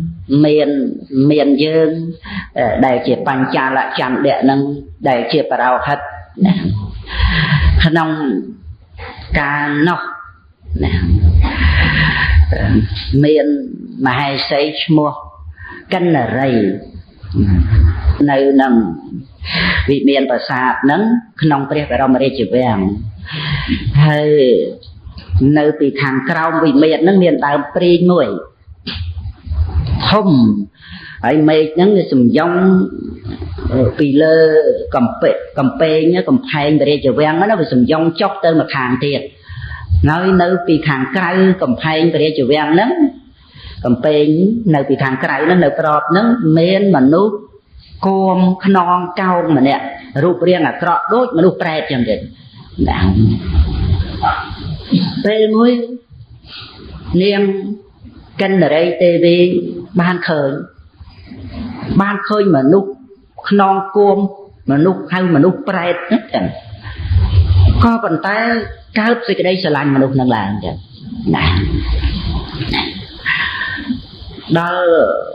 đó từ cao thì cái đây sẽ lành chẳng chất sẽ lành được cao lắm riêng trong ha là o chọc đạo vạch đạo này non thiệt chuyện điện mẹ tiệt chọc tục dục là luông lôm bề chia đôi chỉ đây này hà nâng ở bề chia nâng tôm luông luộc cái đó là triệt tới đặt sai chọc ta mình ủi rồi từ sầu va lên đào prin nâng ảnh chứ cho sai thì mấy prin sầm rốt chọc từ tiệt chia chia là phần nắng á vô hà bò được phô đó là o từ ơi bò rót nâng ấy hơi còn trục sơ chỉ mùi nâng bò rót nâng thì cái đây trê trả nâng được cao là ọt miên rớt mà nụ nèng cân ở đây nâng rươi tại chẳng anh chẳng rươi rồi hốt đá prên địa chia và tệ sân prên được cô hãy sắp tệ máu khơi bò rót nâng xua bà đào hạt với nó miên chất meta cả na bà rót nâng món chẳng rìa chía nữa ấy xua bà đào hạt thả rụp riêng trong mà nút nâng đôi chỉ mà nút prét đôi chỉ prét nữa rìa chía nâng ấy để nằm hai đầm nút prét mà nút prét trong mình đang chỉ miên liền na mà sợ lành thế nó dây chẳng chẳng miền nè rồi bỏ bờ nó cao lan phấp nấp hơi nhỉ, bể chia, ở đằng này xây nó mà sờ lan dường thế, nấp nông chết thế, rồi tới tam đàn nó chua nấp nông sầm mau mà lục sơ, con để mà đo nó lưu sầm đây cầm hộ, mấy cầm mau du mấy, bảo ấy, lại nhà luồng lông bể chia ở tôm, lục số te măng chẳng. Mình là bạn là bố mấy bà rõ cồn nó mình slot bột đấy nó cỏ từ liền là để tầm lật cỏ máu ấy có liền mà đây à lần lọc bột à ấy biện thì chia tầm năm nó bật mặt hàng rồi bật đấy để chia chặt hoặc tàng bàn hay bàn chặt hoặc tàng bàn tiết tất năm nước ấy để chia rồi vô máu hay sai lớn ôi mai xây và đập lăng cà nên tới tôi có họ về chia thà khô với đỏ chiên phơ về chia thấy tới tại mau biết ăn mà hiêm nâng từ từ đó thà khô ទៅតាមសួរជាងថាអត់មានផងតែស្អីអត់មានយកមកឲ្យផងព្រះជាបោះអាមហៀងនឹងទៅខ្វោកទៅមុខបានពោលប្រាប់បរមពុរិស័ទថាពិតប្រកបហើយដោយពាក្យណែឯងថាអញ្ចឹងពេជ្ជឃាតយកទៅបហាជីវិតហើយបរោហិតហ្នឹងលួងលោមពីពេជ្ជឃាតយកទៅរក្សាទុកអត់បហាជីវិតទេមកលួងលោមបរិជាព្រះអង្គហើយកុំក្រោតខិនអីជាមួយនឹងមហេសីព្រះអង្គយាងទៅជាមួយគ្នាហ្នឹងទូលបង្គំមើលស្រុកមើលទេសគេទៅព្រះបរមពុរិស័ទលួងលោមបរិជាទៅនាំបរិជាទៅឲ្យបានដឹងរឿងសភាពនៃស្ត្រីទាំងឡាយទៅតាមធម្មជាតិយ៉ាងណាមើលទៅជួបរឿងមួយសិទ្ធិម្នាក់ហ្នឹងគាត់រៀបចំប្រគល់កូនកំមុំហ្នឹងឲ្យមាប្តីណាដង្ហែកូនកំមុំហ្នឹងទៅរៀបការដាក់នៅក្នុងកូនរទេះបិទទាំងនួនហើយបរិវារច្រើនយ៉ាងសម្បើមទៅណាព្រះបរមពុរិស័ទបញ្ចាលចន្ទៈហ្នឹងទូលព្រះជាថានាងកមារីនេះនាងកមារីនេះណាព្រះអង្គអាចស្រឡាញ់បានតាកុំនិយាយចឹងណាមនុស្សគេអ៊ូអហែហមទៅខ្លែងខ្លួនទៅធ្វើជាមនុស្សធម្មតាទៅហើយព្រះបរមពុរិស័ទហ្នឹងថាអញ្ចឹងចាំពិសោធន៍មើលទៅនាំគ្នាដើរផ្លូវយ៉ាងលឿនទៅស្កាត់នៅពីមុខធ្វើជាវាំនួតមួយបាំងដាក់ព្រះជាក្នុងនឹងឯងចឹងបាំងឲ្យចិត្តរួចទៅបញ្ចាលចន្ទៈហ្នឹងមកអង្គុយផ្លូវធ្វើជាយំដល់ទៅពេលក្បួនហែកូនកំមុំហ្នឹងទៅបីដើរសួរអូយមិនក៏បានឯងយំសោកបោកខ្លួនសម្បើម្លេះអូយលោកសេដ្ឋីអើយខ្ញុំមកពីស្រុកឆ្ងាយប្រពន្ធនឹងមកឈឺពោះចង់ឆ្លងទលេហើយពិបាកណាស់អត់មាននរណាជួយទេរត់តែញាតិម្នាក់ជួយក៏មិនបានផងបើសិនបើមានស្ត្រីម្នាក់ទៅជួយនឹងល្អអស់យ៉ាងណាហើយលោកសេដ្ឋីហ្នឹងក៏ដូចមែនណាបានអ្នកណាទៅជួយមើលលោកសេដ្ឋីហើយលោកសេដ្ឋីរៀបចំទុកដាក់កូនស្រីដើម្បីឲ្យបានមង្គលល្អមានកូនចៅល្អឲ្យកូនស្រីនឹងចូលទៅ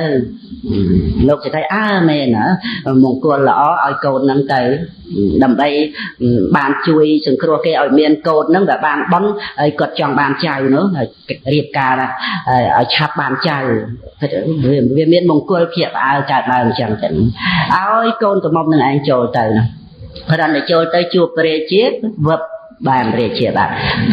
មិនសន្ទុះចេញមកបៃតាសួរកូនស្រីបៃតាកូនប្រុសកូនស្រីបៃតាហើយកូនប្រុសស្អាតដូចមាសអញ្ចឹងហែទៅទៀតបាទទៅ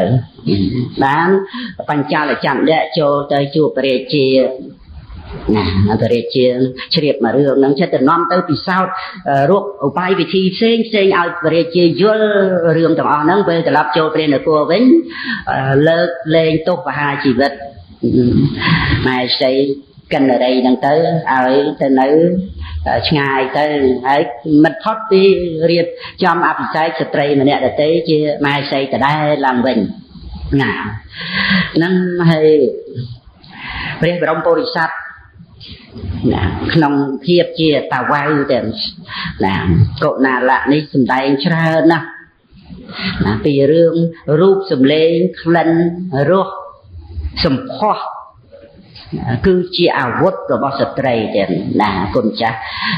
លើកពីរាជសីដែលចាប់សត្វមានអាវុធ5ណាទៀតមាត់1ជើង4ចាប់សត្វឥតត្រាបណីរាជសីយ៉ាងណាមិញស្ត្រីចាប់បរោះដោយអាវុធទាំង5គឺរូបសម្លេងក្លិនរសសម្ផស្សណាកាមគុណទាំងឡាយដូចជាផ្លែឈើពុលដែលបុគ្គលបរិភោគហើយនឹងស្លាប់កាមគុណនោះ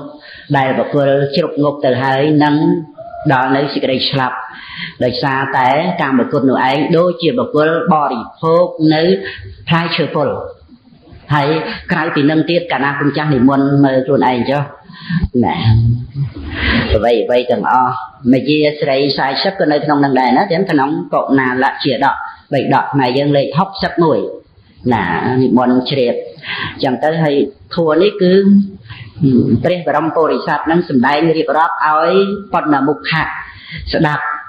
ណាក៏ប៉ុន្តែព្រះសម្មាសម្ពុទ្ធព្រះអង្គលើកយកពាក្យសម្ដីរបស់សត្វតាវៅទាំងប៉ុន្មាននឹងឯងមកសម្ដែងជាប្រធัวទេសនាជាកុណាលៈជាដកនឹងឲ្យដល់ភិក្ខុនៅព្រៃហែមពៀនលើកំពូលភ្នំព្រៃហែមពៀននឹងឯងស្ដាប់ណាប៉ុណ្ណឹងសិនចុះនៅមានពាក្យរបស់កុណាលៈព្រះបរមពុរិស័ទនឹងតទៅទៀតហើយក្នុងកាលនោះស្ដេចថ្មាតជាព្រះអានន្ទទៀតតែបោះឥសីបានអភិញ្ញាជាព្រះសិរីបុត្របានចូលទៅស្ដាប់ពាក្យរបស់កុណាលៈសត្វវៅជាព្រះបរមពុរិស័ទក្នុងពេលនោះដែរហើយមនុស្សទេវអត់មានមនុស្សទេវតាគ្រប់ជាន់ទាំងភូមិទេវតាអាកាសទេវតាទាំងផ្អើលមកស្ដាប់សត្វតាវៅព្រះបរមពុរិស័ទសម្ដែងពធក្នុងកាលនោះនេះខ្ញុំកណ្ដាលបាត់បន្តសាច់រឿងបន្តិចទៅដើម្បីបានជារឿងរ៉ាវដោយបតិករុណារបស់ព្រះសម្មាសម្ពុទ្ធដែលព្រះអង្គមានបំណងនឹងជួយដល់ភិក្ខុទាំងអស់នោះឲ្យលោកបានចិត្តស្ងប់រងាប់មិននឹកអាឡោះអាល័យដល់ក្រុមគ្រួសារហើយបានសមាធិចិត្តស្ដាប់អរិយសច្ចធម៌បានសម្រេចមគ្គផលទៀតសូមអនុមោទនាជាបន្តទៅទៀតនៅក្នុងកុណាលៈជាដកមានរឿងរ៉ាវព្រះបរមពុរិស័ទសកុណៈកុណាលៈគឺតាវៅទាំងកុណាលៈហ្នឹងគឺសត្វតាវៅក្នុងពេលហ្នឹងព្រះបរមពុរិស័ទកើតជាតាវៅហើយមានប្រពន្ធច្រើនណាស់មានមេតាវៅហ្នឹងសម្បើមទាំងគ្រាន់តែថាឱកាសពេលវេលាគ្រាហ្នឹងព្រះអង្គនាំភិក្ខុទៅជួបនឹងតាវៅហ្នឹងដើម្បីសម្ដែងអំពីទោសរបស់ភរិយាឲ្យភិក្ខុហ្នឹងលោកប្រស័យចិត្តពីការនឹកអាឡោះអាល័យភរិយាហើយកាន់យកនៅព្រះមច្ចរិយធម៌ណាហើយក៏បានឱកាសជួយភរិយានឹងដែរទៀតបានឱកាសជួយភរិយាដែលនឹកអាឡោះអាល័យប្តីមកតាមប្តីហើយឃើញប្តីនៅក្នុងព្រះមច្ចរិយធម៌ក៏ចូលកាន់ភ្នោះក្នុងសំណាក់ភិក្ខុនីទីបំផុតក៏បានដឹងពីប្រយោជន៍នៃព្រះមច្ចរិយធម៌នឹងបតីរបស់ព្រះរាមាភិដើម្បីជួយសត្វលោកព្រះអង្គហត់នឿយនៅក្នុងសង្សារវដ្តនេះដល់យ៉ាងក្រៃលែងតែព្រះអង្គនឿយព្រះកាយណានឿយព្រះកាយដើម្បីជួយស្រោចស្រង់សត្វលោកតែក្នុងបតីរបស់ព្រះអង្គមិនមានទោមនស្សមិនមានការលំបាកចង្អៀតចង្អល់ជាអកុសលអីទេគឺបតីនឹងរួចផុតស្រឡះពីសេចក្តីទុក្ខដោយទោមនស្សដោយសេចក្តីចង្អៀតចង្អល់ព្រះអង្គសម្ដែងពធមានឱកាសចូលកាន់អរហត្តផលសមាបត្តិភ្លាមណាគឺព្រះអង្គចូលនិយាយមកថាចូលនិព្វានភ្លាមចឹងទៅគឺនិព្វាននោះជាអារម្មណ៍របស់ផលញ្ញាណណាហៅថាផលសមាបត្តិនោះគឺព្រះអង្គចូលផលសមាបត្តិព្រឹបជាប្រកដីអត់មាននរណាដូចព្រះសម្មាសម្ពុទ្ធទេក្នុងការចូលផលសមាបត្តិគឺបានដីថាព្រះអង្គនឿយណាយក្នុងសង្សារវដ្តជីវិតនេះដល់យ៉ាងក្រៃលែងព្រះអង្គចូលនិព្វានរឿយចឹងណាព្រះអង្គនឿយណាយក្នុងសង្សារវដ្តដោយព្រះបញ្ញារបស់ព្រះអង្គមានបញ្ញាញាណណាហើយនឹងករុណាញាណដែលយើងថ្វាយបង្គំព្រះហ្នឹងគឺទៅដល់ព្រះគុណរបស់ព្រះអង្គនឹងឯងព្រោះណាហើយព្រះសម្មាសម្ពុទ្ធព្រះអង្គសម្ដែងអំពីសត្វតាវៅនឹងដែលជួបជុំទៅដោយបរិស័ទយ៉ាងច្រើនទាំងសត្វក្នុងព្រៃទាំងតាបោះឥសីទាំងនាគកន្ធប់ទាំងទេវតាគ្រប់ជាន់មកស្ដាប់ព្រះអង្គសម្ដែងនៅទោសរបស់ភរិយាទៀត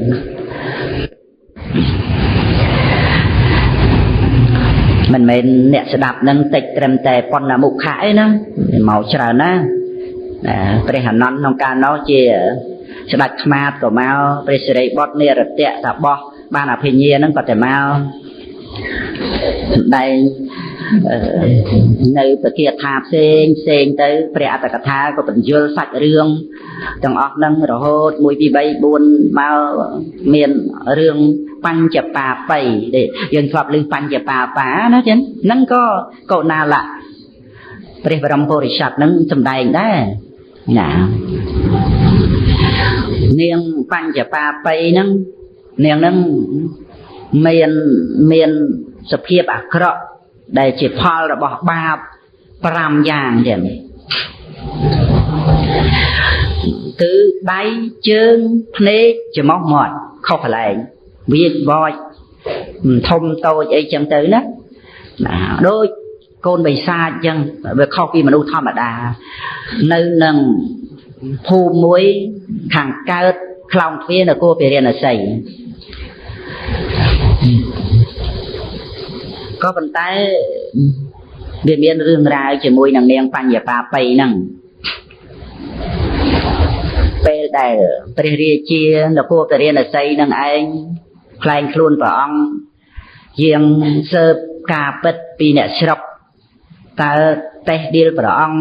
រឿងអីយ៉ាងណានឹងស៊ើបមើលតើសរសើរព្រះអង្គរឿងអីគឺដើម្បីនឹងព្រះអង្គបានដឹងពីកំហុសពីព្រោះមាននរណាទៅចេះស្ដីថាបន្ទោសអីឲ្យស្ដេចយោមានតែសរសើរទៅឆ្នៃព្រះរាជាលោកជ្រាបណាព្រះរាជាបានជ្រាបក្នុងសេចក្តីនឹងដើរចូលទៅក្នុងភូមិស្រុកនឹងស្ដាប់អ្នកស្រុកនិយាយគ្នាបន្លំខ្លួនខ្លែងខ្លួននឹងពេលយប់ចឹងណាដល់ទៅក៏ដល់ភូមិកន្លែងហ្នឹងទៅភូមិកន្លែងហ្នឹងនាងបញ្ញបាបៃហ្នឹងវាចម្រើនវ័យមកហើយចេះកំមុំចេះអីហើយហើយប៉ុន្តែនៅលេងជាមួយក្មេងៗចឹងពេលហ្នឹងរត់ចុះរត់ឡើងទៅប៉ះនឹងព្រះជាណាប៉ះនឹងព្រះជាហើយកុណាលៈបរមពុរិស័ទហ្នឹងបានសម្ដែងហើយតែព្រះរាជាហ្នឹងគឺយើងហ្នឹងក្នុងកាលនោះបានជាយើងវាដឹងរឿងហ្នឹងណាគឺព្រះបរមពុរិស័ទអាចប៉ះទៅព្រះរាជាក៏ចាប់ដៃនៅពេលដែលប៉ះហ្នឹងចាប់ដៃជួយទុកកុំឲ្យដួលនោះស្រាប់តែញួររំជួយដល់បេះដូងរបស់ព្រះអង្គហ្មងចឹងដោយអំណាចនៃសម្ផស្សណាដោយអំណាចនៃសម្ផស្សថាថាពៈដែលប៉ះប្រហោះហ្នឹងចឹងគឺសម្ផស្សនឹងប្រកបឡើងដូចជាទឹកមកហ្មងទៅណាញួររំជួយដល់ព្រះអង្គហើយរូបរាងដោយកូនបិសាចអញ្ចឹងជើងនោះមានវែងមានខ្លីមានធំមានតូចដៃនឹងក៏ដូចគ្នាខ្លួននឹងក៏មានធំមានតូចភ្នែកនឹងមួយបាសទៅលើមួយបាសទៅក្រោមអាមួយធំអាមួយតូចច្រមុះនឹងដូចផ្លែក្រូចចឹងទៅមាត់នឹងវាទៅក៏ប៉ុន្តែព្រះរាជា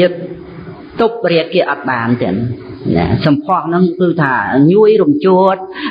ញួររំជួយទៅតែហ្មងចាណាគ្រាន់តែខ្ញុំថាហ្នឹងចង់ត្រូវផង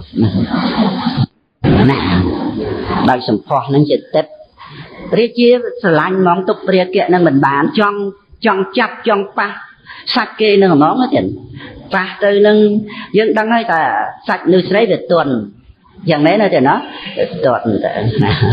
ប៉ុន្តែនេះវាមិនមែនត្រឹមតែទន់ធម្មតាទន់ទៅវាឆក់យកអាសេចក្តីស្រឡាញ់នឹងមកហ្មងទេណាចង់តែប៉ះចង់តែស្ទាបចង់តែង្អែលនឹងគេថារូបវាអាក្រក់បិទភ្នែកង្អែលទៅណាសួរថាអ្នកឯងមានប្តីហើយទៅអត់ទេទូខ្ញុំអត់មានប្តីអត់មានស្គាល់តែស្ដេចទេខ្ញុំមានប្តីណាអញ្ចឹងយើងត្រូវការនាងជាប្រពន្ធទេខ្ញុំទៅប្រាប់ម៉ែឪខ្ញុំសិននាងនឹងមានផ្ទះនៅតែឯងចឹងនៅតែឯងម៉ែឪនៅផ្ទះមួយផ្សេងទៀតម៉ែឪឲ្យកូននឹងនៅតែឯងរូបវាអាក្រក់ពេកនៅទៅសូមទានគេក៏សូមទៅអីក៏អីទៅហើយតែជួយចាំជួយទំនុកបំរុងជួយអីអញ្ចឹងហើយកូននឹងចូលចិត្តលេងគ្នាឯងទៅព្រមនៅអញ្ចឹងទៅចឹងរត់ទៅទាំងយប់ប្រាប់ម៉ែឪឪពុកម្ដាយថាមានបរិសណាចង់បានខ្លួនឯងជាប្តីយកគេទៅស្រួលអត់ទាំងមកមើលកូនភាសានៅទៅទៀតទេនាងនោះមកបានព្រះរាជានៅជាមួយទាំងយប់នឹងឯងហើយព្រះរាជាជាប់ជំពាក់នឹងថោតថាពៈនឹងយប់ឡើងភៀសខ្លួនមកមកទាំងយប់ទៅទាំងយប់ណាមកពីជាតិមុននាងបញ្ញបាបៃហ្នឹងក៏កើតជាកូនអ្នកក្រដែរ ជាអ្នកកំសត់ដែរទេធ្វើដីភក់លេជាមួយលមួកគោជាមួយចំបើងអីអញ្ចឹងទៅដើម្បីធ្វើជញ្ជាំងផ្ទះព្រះបច្ចេកពុទ្ធមួយអង្គលោកនៅនឹងគុហាភ្នំតែមានញក់មួយហើយលោកត្រូវការដីហ្នឹងយកទៅបិទកន្លែងខ្យល់ប្រហោងខ្យល់នោះលោកត្រូវការដីហ្នឹងដូច្នេះលោកកម្មបាតនិមន្តទៅទឹកមកដល់កន្លែងនាងហ្នឹងកំពុងតែធ្វើអាដីហ្នឹងអា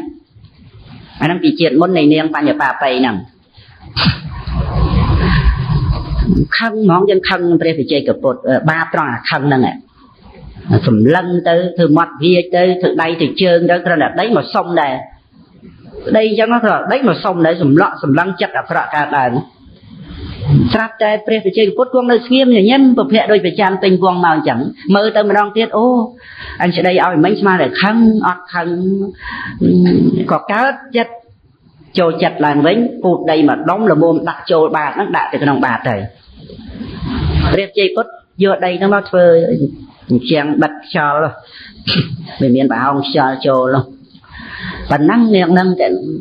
អត់មានទៅទេវលោកទៅអីណាមកកើតជានាងបញ្ញបាបៃហ្នឹងដោយអំណាចនៃការខឹងក្រោតហ្នឹងវាតាមមកអាខ្មៅឲ្យផលខ្មៅអាសឲ្យផលសទៀតណាអាខ្មៅហ្នឹងបាប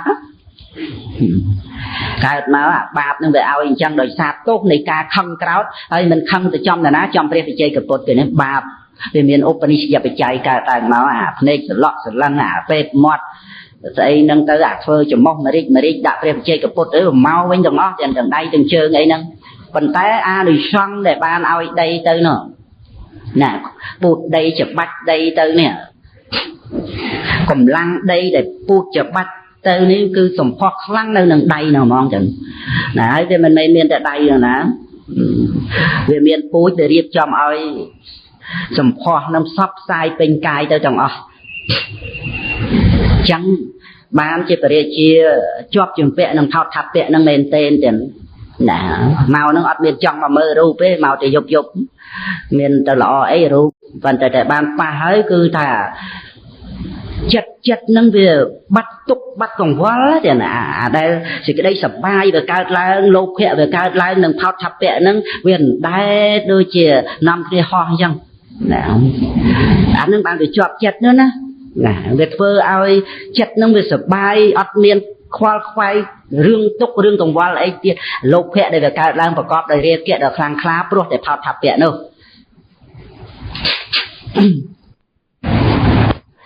ហើយនឹងរឿងនាងបញ្ញបាបៃហ្នឹងថ្ងៃមកទៀតចិត្តដល់មកទៅឲ្យអស់មួយរឿងទៅណាពេលមួយនោះឪពុកហ្នឹងគាត់កើតរោគធ្លាក់ឈាមហើយមានគ្រូអីចឹងទៅមកមើលមកអីទៅថាជាបាលទាល់តែបាយបាយាសលាយទៅដោយទឹកដោះមានទឹកឃ្មុំមានស្ករគ្រុះអីនោះបានអាចព្យាបាលរោគធ្លាក់ឈាមនឹងបានតំណងជាកាពះមកទៅនោះទេនោះត្រូវថាបាយបាយាសហ្នឹងអាចជាបានមិនដឹងទៅរួយណាទេយើងអ្នកក្រអីម្លេះនោះព្រោះរឿងបាយហ្នឹងវាសម្រាប់តែគេអ្នកមាននេះនោះអ្នកក្រវាមិនដែលបានទទួលទានទេតែហិតក្លិនហ្នឹងតែដើរទៅចិត្តគេអ្នកមាននិយាយចង់និយាយឡើងទៅណែក្រែងលោកកូនភាសាយើងទៅរកបានដឹងមិនដែលឃើញកូនភាសាផងទេណាតែនឹកថាឥឡូវមានកូនភាសាហើយសួរកូនស្រីទៅប្តីកូនឯងទៅរកបានដឹងទៅរកអូខ្ញុំមិនដឹងទេចាំមើលខ្ញុំទៅសួរគាត់សិនណាចាំយប់គាត់មកដល់ពេលទៅអង្គុយសង្កប់តបោងអាចគង់ធ្វើកើតទុកវាកើតទុកផងផ្សំផងព្រោះពុកហ្នឹងគាត់ឈឺនោះមកដល់ហ្នឹងដឹងថានាងហ្នឹងមានអាការៈកើតទុកអញ្ចឹងសួរនាងកើតទុកអីដាក់ហៅនាងអញ្ចឹងនាងកើតទុកអីនាងអូនផងមាននាងអូនផងណានាងអូនកើតទុកអីបានថាប្រាប់រឿងទៅទូលព្រះរាជាហើយ សួរថាចឹងបងឯងអាចរកបានទេបាយ៉ាស់ហ្នឹងជាឆ្នាំជាបាលឪពុកហ្នឹងអូខ្ញុំនឹងទៅរកឯណាទេព្រោះអាហ្នឹងវាសម្រាប់តែគេអ្នកមានបរិជាអីណោះអត់មានដល់អញ្ចឹងទៅឃើញប្រពន្ធនៅតែកើតទុកអញ្ចឹងក៏នឹកឃើញមិនអីទេចាំបងព្យាយាមនឹងរកឲ្យបានណាព្រះជាបានរីករាយសប្បាយជាមួយនាងនឹងរួចទៅក៏ចេញពីយប់ទៅទៀតទៅណាទៅគិតទាំងគិតថាបើយើងយកនាងនេះមកនៅក្នុងព្រះនគរមនុស្សម្នានឹងថាយើងលប់សតិយកបិសាចមកធ្វើម៉ែសីมันគិតធ្វើយ៉ាងម៉េចដើម្បីយកមកឲ្យបានទៅតែរកឧបាយដល់អញ្ចឹងទៅស្អែកឡើងនឹងឯងថ្ងៃឡើងនឹងឲ្យគេដាំវត្ថុបាយយ៉ាស់នឹងឲ្យត្រឹមត្រូវតាមតែនាងនឹងប្រាប់ទាំងអស់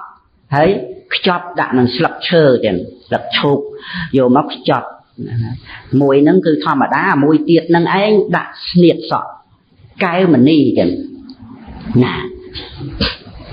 ហៅថាជូឡាមณีស្នៀតសក់ហ្នឹងជាកែវមณีដាក់នៅក្នុងកញ្ចប់មួយទៀតពីរកញ្ចប់ដល់ពេលជប់ឡើងយកមកទៀតណាយកមករួចទៅរីករាយជាមួយនាងបញ្ញបាបៃហ្នឹងប្រាប់ឲ្យយកទៅឲ្យលោកឪពុកហ្នឹងក៏ពិសាកញ្ចប់នេះមុនណាអាកញ្ចប់ហ្នឹងអត់មានស្នៀតសក់ណាហើយអាកញ្ចប់មួយទៀតហ្នឹងចាប់ដល់ស្អែកឡើងនាងហ្នឹងបានយកទៅឲ្យឪពុកហ្នឹងគាត់គ្រាន់ទទួលទានបាន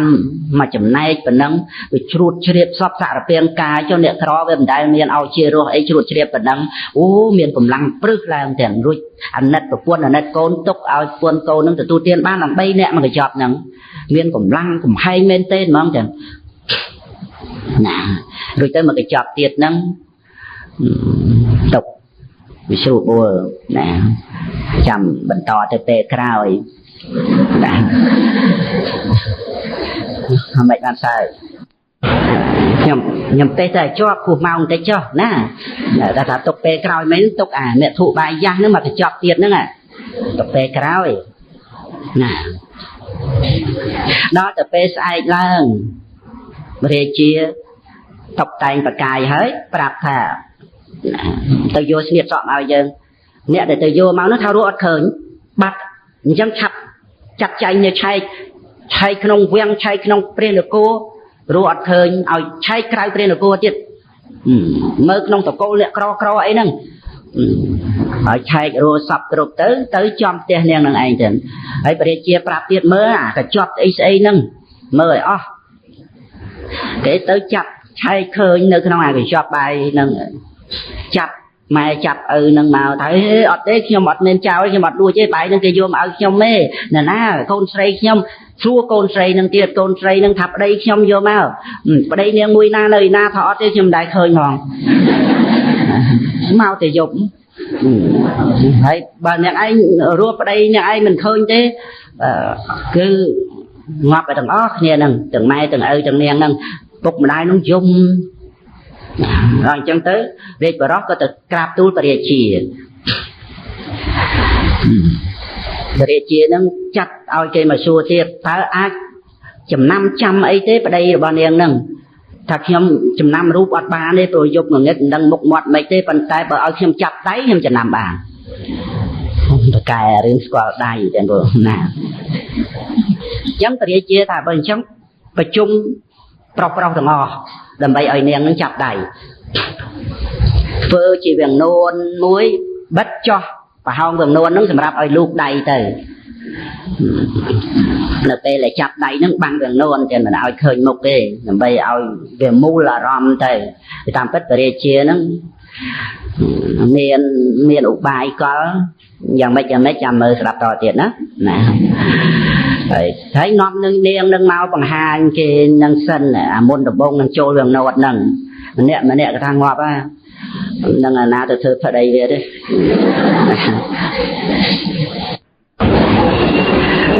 ម្នាក់ nhẹ sạch tiền cái pi than giống prư luôn nó còn là khơi rúp nèng nằng ao nèng nằng trôi từ trong vườn non tới mà nè hoi tay tới nhẹ prớt mong chẳng là nhẹ prớt nó khơi ơi bà sân cho nèng nằng bàn rồi luôn mau đây sai dùng cao mẹ phải có ban ơi tại ban mà thơ của quân và đây chia nó chọn chẳng đây chọn ơi mà chuôn đồng đăng mầm pi sầm pho rồi bao nèng nằng chọn ở cái đăng chăng đầm bay đọt pe và ông vô mau nâng ao cái vô thả để và ông chọc chừng pẹ tí nâng nâng sầm pho nâng còn ao cái tha và ông chuột nữa nè hậu bài có phải chia nâng chăng tên mà nè cứ thà nhua nhẹ sắp sát cầm ao chẳng nâng nâng con để chắp đáy con để sầm pho bát đáy chắp nâng cứ ắt tục mà đây bàn chẳng nè hay copy prap này tiệt chắp rồi chân tới ọt đọ đài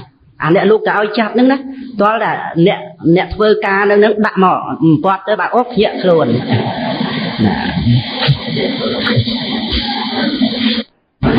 nè thuần thua đó còn năng nè chẳng nè lực đó là cái bài nhẹ luôn rốt nia thằng chân tới cất riêng từ riêng nia cất trong bàn nè nâng anh nó phơi chỉ thể chia trong ai mà nơi chỉ môi đừng phò năng về chuột chẹp tới phơi phịch leng hốt ắt miên kha là ra chỉ ở đây rồi để chia năng đã ở về cho bạn lo giờ tới đây đó rồi để chia năng ranแต่ลูกก็ចូលទៅแนวនោះស្រែកយាយហ្មងតែនេះប្តីខ្ញុំបានព្រះរាជាប្រកាសឡើងថានាងនឹងសំជាភរិយារបស់អ្នកណាទាំងអស់គ្នាក៏បានស្រែកថាសំជារបស់ព្រះរាជាហើយណាព្រមដោយខ្លួនឯងហ្មងយើងដឹងថាសំជារបស់ព្រះរាជាហើយដោយសម្ផស្សទេពនឹងបានព្រះរាជាប្រកាសទៅថារឿងវាចាញ់ចេះរឿងឈ្នាតសក់អីហ្នឹងក៏ជារបស់យើងអីចឹងប៉ុន្តែដើម្បីឲ្យអ្នកទាំងអស់គ្នានឹងបានដឹងអំពីសម្ផស្សរបស់នាងហ្នឹងយកមកអភិសេកជាមហេសីចឹងមិនម៉ាក់ល្មមទេនាងបញ្ញបាបៃមហេសីព្រះរាជានគរពេរិណសីចឹងហើយព្រះរាជាហ្នឹងគឺព្រះបរមពុទ្ធសាសណាឆ្លក់វងវែងជាមួយនាងបញ្ញបាបៃណាអត់វិនិច្ឆ័យក្តីទេណាឆ្លោះដណ្ដើមដីគ្នាអីរាច់ណែឯងទៅអញអត់កាត់ក្តីឲ្យទេហើយជាប់ជាមួយនាងបញ្ញបាបៃអត់វិនិច្ឆ័យក្តីឲ្យវិជារៈហើយមនុស្សស្រីទៀតទាំងអស់ដែលស្អាតរូបដូចទេពអសរព្រះរាជាឈប់មើលមុខទាំងអស់ចឹងណាឈប់មើលមុខនឹងមិនមែនខ្ញុំថែមទេណាអំពីនិយាយចឹងត្រាប់តែរឿងរ៉ាវហ្នឹងវាមានតទៅទៀតនាងនោះចំណែនវាកើតអារឿងចំណែនចឹងចំណែនមិនល្អទេណាចំណែនចឹងគឺយើងអន់ជាងគេហើយតែយើងចំណែននឹងគេនិយាយពីចំណែនបន្តិចទៅយើងគួរតែថាត្រេកអរនឹងការមានបានវ័យរបស់អ្នកដទៃណាពីព្រោះអ្វីវាមានហេតុផលតែកាលណាពីយើងគិតជឿទៅមិនចំណែនទេការចំណែននេះជាការដុតរោចិត្តខ្លួនឯងផងបាបផងអាប់អោនណាព្រោះតែចំណែននឹងផងមនុស្សអ្នកលេងគង់គេលើកតម្កើងគ្នាគាត់អ្នកលេងអ្នកល្អលើកតម្កើងអ្នកល្អតែមនុស្សដែលមានចរិតជាស្រ័យចំណែនអត់ចេះលើកតម្កើងណាទេណាអាហ្នឹងគឺជារឿងអាប់អោនទៅមែនទែនតែមានទោសខ្លាំងដោយការប្រព្រឹត្តព្រោះចំណែនមកពីខុលោសិកៈអីហ្នឹងចិត្តតែរឿងចំណែនពីជាតិមុនមកប៉ុន្តែរឿងនេះវាកើតទៅជាការចំណែនអញ្ចឹងពីព្រោះព្រះរាជាឈប់តែមើលមុខណាដល់អញ្ចឹងកើតរឿងចំណែនស្រាប់តែរឿងរ៉ាវវាកើតឡើងនាងបញ្ញបាបៃហ្នឹងនិមិត្តយល់សពឃើញជីកលើក្បាលតម្រៃប្រដាប់ទៅដោយអលង្ការហើយលូកដៃទៅស្ទាបងែលប្រចាំដែងទៀតតាមនិមិត្តនេះពិតប្រកបបានជាមហេសីនៃព្រះរាជាពីរនគរណាគឺបានប្តីជាស្ដេចពីរទៀតតាមនិមិត្តហ្នឹងណាទៅបានព្រះរាជាជាស្វាមីពីរព្រះអង្គតែព្រះរាជាចង់ដឹងថាម៉េចបានជាមហេសីនិមិត្តអីផ្លែចម្លែកម្លេះហៅមកទេហើយរឿងហ្នឹងវាដឹងមុនដល់ពួកនាងនោះរឿងយល់សពហ្នឹងហើយហៅឲ្យមកទេហ្នឹងពួកនាងហ្នឹងសោកហៅឲ្យស្រេចចឹងសោកឲ្យស្រេចពួកដល់ហៅហ្នឹងមកទេ ដែលនាងនឹងយល់សពឃើញជីកលើក្បាលដំរីប្រដាប់ទៅដោយអលង្ការគឺជានិមិត្តនៃមរណៈរបស់ព្រះអង្គទៅទេអញ្ចឹងហៅនឹងទីសនងណាហើយតែនាងនឹងលូកដៃទៅងែលប្រចាំនឹងគឺជានិមិត្តដែលនាងនឹងនាំបច្ចាមិត្តមកសម្រាប់ព្រះអង្គទៅដើមនគរព្រះជាថាអញ្ចឹងយើងធ្វើម៉េចភ័យបដាយណាបានចាត់ចែងដាក់នាងនឹងឯងក្នុងទូកមួយបណ្ដែតតាមទលេគង្គាទាំងបណ្ដែតមិនសម្លាប់ទេនឹកសំណោះសម្ផស្សដៃបណ្ដែតទៅនៅក្រោយមកខាងនគរមួយទៀតណាឈ្មោះពេវរីចឹងណាព្រះជានគរពេរិណសីឈ្មោះពកៈណាឈ្មោះពកៈព្រះបរមពុរិស័ទណាព្រះជានគរពេរិណសីនៅក្រោយមកខាងនោះគឺនគរពេវរីព្រះជានឹងឯងទៅនាំបរិវារសេនាបតីអីទៅស្រង់ទឹកនៅពីខាងក្រោមមកពេលទូកនឹងដែរទៅសេនាបតីថាទូកបោះទូលបង្គំព្រះជាថាសេនាបតីឯងយកទូកទៅប៉ុន្តែស្អីនៅក្នុងទូករបស់យើងណាអត់តាន់នឹងឃើញនាងនឹងផងចឹងគាត់តែឃើញទូកលឹមមកហើយដល់មកទៅនាងនឹងដេកក្រាបទៅដល់ពេលងើបឡើងបានឃើញព្រះជាដាក់រតនៈដាក់អាហារភោជនអីទៅទាំងអស់ក្នុងទូកនឹងទៅដល់ទៅបានព្រះជាសួរនាងនឹងនិយាយពីក្នុងទូកមករៀបរាប់ខ្ញុំនឹងជាចេះព្រះជាទៅអូយបិសាចមកពីណាវើយតាមនាងនឹងថាទេខ្ញុំមហេសីរបស់ព្រះជានគរពេរិណសីរឿងរ៉ាវវាចេះរៀបរាប់តាមសេចក្តីហ្នឹងទៅអត់មានកុហកអីតាមពិតទាំងអស់ហើយសម្ផស្សរបស់នាងបញ្ញបាបៃល្បីមកចម្ពោះទ្វីបហើយដល់ទៅព្រះជាអត់បានឲ្យនាងនឹងចាប់ដៃឯណាវានគរផ្សេងអត់បានទេណាហើយដល់ទៅលឺល្បីអញ្ចឹងចង់ប៉ះគេដែរទៅចាប់លើកដៃគេចុះពីទូកមកចឹងគ្រាន់តែប៉ុណ្ណឹងអាសម្ផស្សនឹងវាជ្រាបចូលមកក្នុងបកាយព្រះជាជប់ដល់បេះដូងចឹងដល់អញ្ចឹងក៏បានយកធ្វើជាភេយាជាមហេសីទៅរឿងវាល្បីទៅដល់បាត់ព្រះរាណសីឯនោះស្ដាយមហេសីណាស្ដាយនឹកសំណោះអឡោះអាឡៃលើកកងតបមកហ្មងចឹងលើកកងតបមកប្រឈមមុខផ្ញើសារមកបើឲ្យនាងបញ្ញបាបៃជាមហេសីយើងវិញអាហ្នឹងអត់អីទេបើមិនឲ្យច្បាំងរាជាពេវរីច្បាំងក៏ច្បាំងអត់មានបកគលឲ្យលើកតបមកហ្មងទៀតនិយាយពីកងតបឯណោះណាកងតបឯណោះវាខ្សឹបខ្សៀវត្រូវគ្នាអត់មានខឹងអីគ្នាយើងមិនត្រូវសម្លាប់គ្នាព្រោះហេតុតែព្រះជាដណ្ដើមមេត្តក្រៀមទេវើយនិយាយគ្នាណាមកកាសប្រាប់គ្នាមិនត្រូវសម្លាប់គ្នាទេហើយបានប្រជុំគ្នាទៅនៅពេលដែលប្រជុំមុខដាក់គ្នាហ្នឹងបានរៀងខ្លួនហ្នឹងមកក្រាបទូលព្រះជាថាកុំច្បាំងគ្នាអីព្រះអង្គហើយចែកគ្នាទៅព្រះជាថាអញ្ចឹងក៏បានណាចែកក៏ចែកព្រះជាពេវរីក៏ព្រមព្រះរាណសីនេះក៏ព្រមធ្វើជាវិមានមួយនៅក្បែរមាត់ទឹកនឹងមកខាងម្នាក់ណាដាក់វេនគ្នា7ថ្ងៃម្នាក់ចឹងណាវេនគ្នានឹងនាងបញ្ញបាបៃបានស្ដេចពីនគរព្រះជាទាំងពីរនឹងជាស្វាមីចឹងហើយក៏ណាលៈហ្នឹងបានបន្តទៅទៀតថាយើងដឹងនាងបញ្ញបាបៃហ្នឹងរួចតែមួយអាទិត្យពីនគរពេរិណសីចុះទៅកម្មនគរពេវរីទៅត្រូវរើគ្នាជាមួយអ្នកអ៊ំទូកនោះបានអ្នកអ៊ំទូកម្នាក់ទៀតទោះជាយើងដឹងហើយក៏យើងអត់អាចលេងនាងបានដែរព្រោះសម្ផស្សហ្នឹងគឺជាទីពេញចិត្តរបស់យើងហើយរឿងហ្នឹងប៉ុណ្ណឹងដល់កន្លែងហ្នឹងបានជាប់ណាសម្រាប់ត្រង់ដែលថាកុណាលៈព្រះបរមពុរិស័ទដែលជាតាវៅហ្នឹងរៀបរាប់អំពីការវង្វេងវង្វាន់ដោយសារតែភរិយានឹងឯងចង់ច្បាំងគ្នាក៏ដោយសារភរិយានឹងឯងហើយជាប់ជំពាក់ទៅនឹងសម្ផស្សហ្នឹង តែសម្ផស្សហ្នឹងជាទឹកដោយអានិសង្ឃដែលបានថ្វាយដីដល់ព្រះវិជ័យកពុទ្ធហ្នឹងណាទៀតប៉ុណ្ណឹងចុះហួសម៉ោងទៅគេដោយអំណាចនៃសេចក្តីជ្រះថ្លានៅក្នុងព្រះធម៌របស់ព្រះសម្មាសម្ពុទ្ធទាំងពុទ្ធកណាគុណចាស់ទាំងញាតិញោមទាំងស្រីទាំងប្រុសស្ដាប់ព្រះធម៌សំបីរឿងនាងបញ្ញបាបៃហ្នឹងក៏ខ្ញុំកណ្ដាលបានអានទៅក៏បានចាប់យកនៃសេចក្តីថាទាំងប្រុសទាំងស្រីហ្នឹងមានតែការដែលយើងចូលមករកព្រះធម៌តែប៉ុណ្ណោះដែលព្រះធម៌ហ្នឹងអាចជួយឲ្យយើងរួចផុតពីអំណាចនៃកិលេសមានតែព្រះធម៌ហ្នឹងឯងនឹងជួយយើងឲ្យរួចផុតអំពី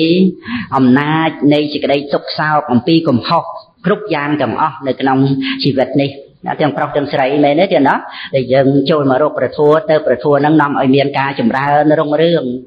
រួចផុតអំពីសភាពអាប់អោនគ្រប់យ៉ាងទាំងអស់មានតែព្រះធម៌ប៉ុណ្ណោះដែលធ្វើឲ្យអណ្ដែតរួចផុតពីសេចក្តីទុក្ខសោកចូលដល់សេចក្តីស្ងប់រងាប់ដែលជាសេចក្តីសុខសាន្តដ៏យ៉ាងក្រៃលែងទាំងសូមអនុមោទនាសត្វទាំងឡាយទាំងពួងដែលដល់ហើយនៅសេចក្តីទុំសូមឲ្យជាសត្វបានសេចក្តីទុំទៅដែលដល់ហើយនៅជាសានបានភ័យទៅដែលដល់ហើយនៅសេចក្តីសោកសូមជាសានបានសេចក្តីសោកទៅហង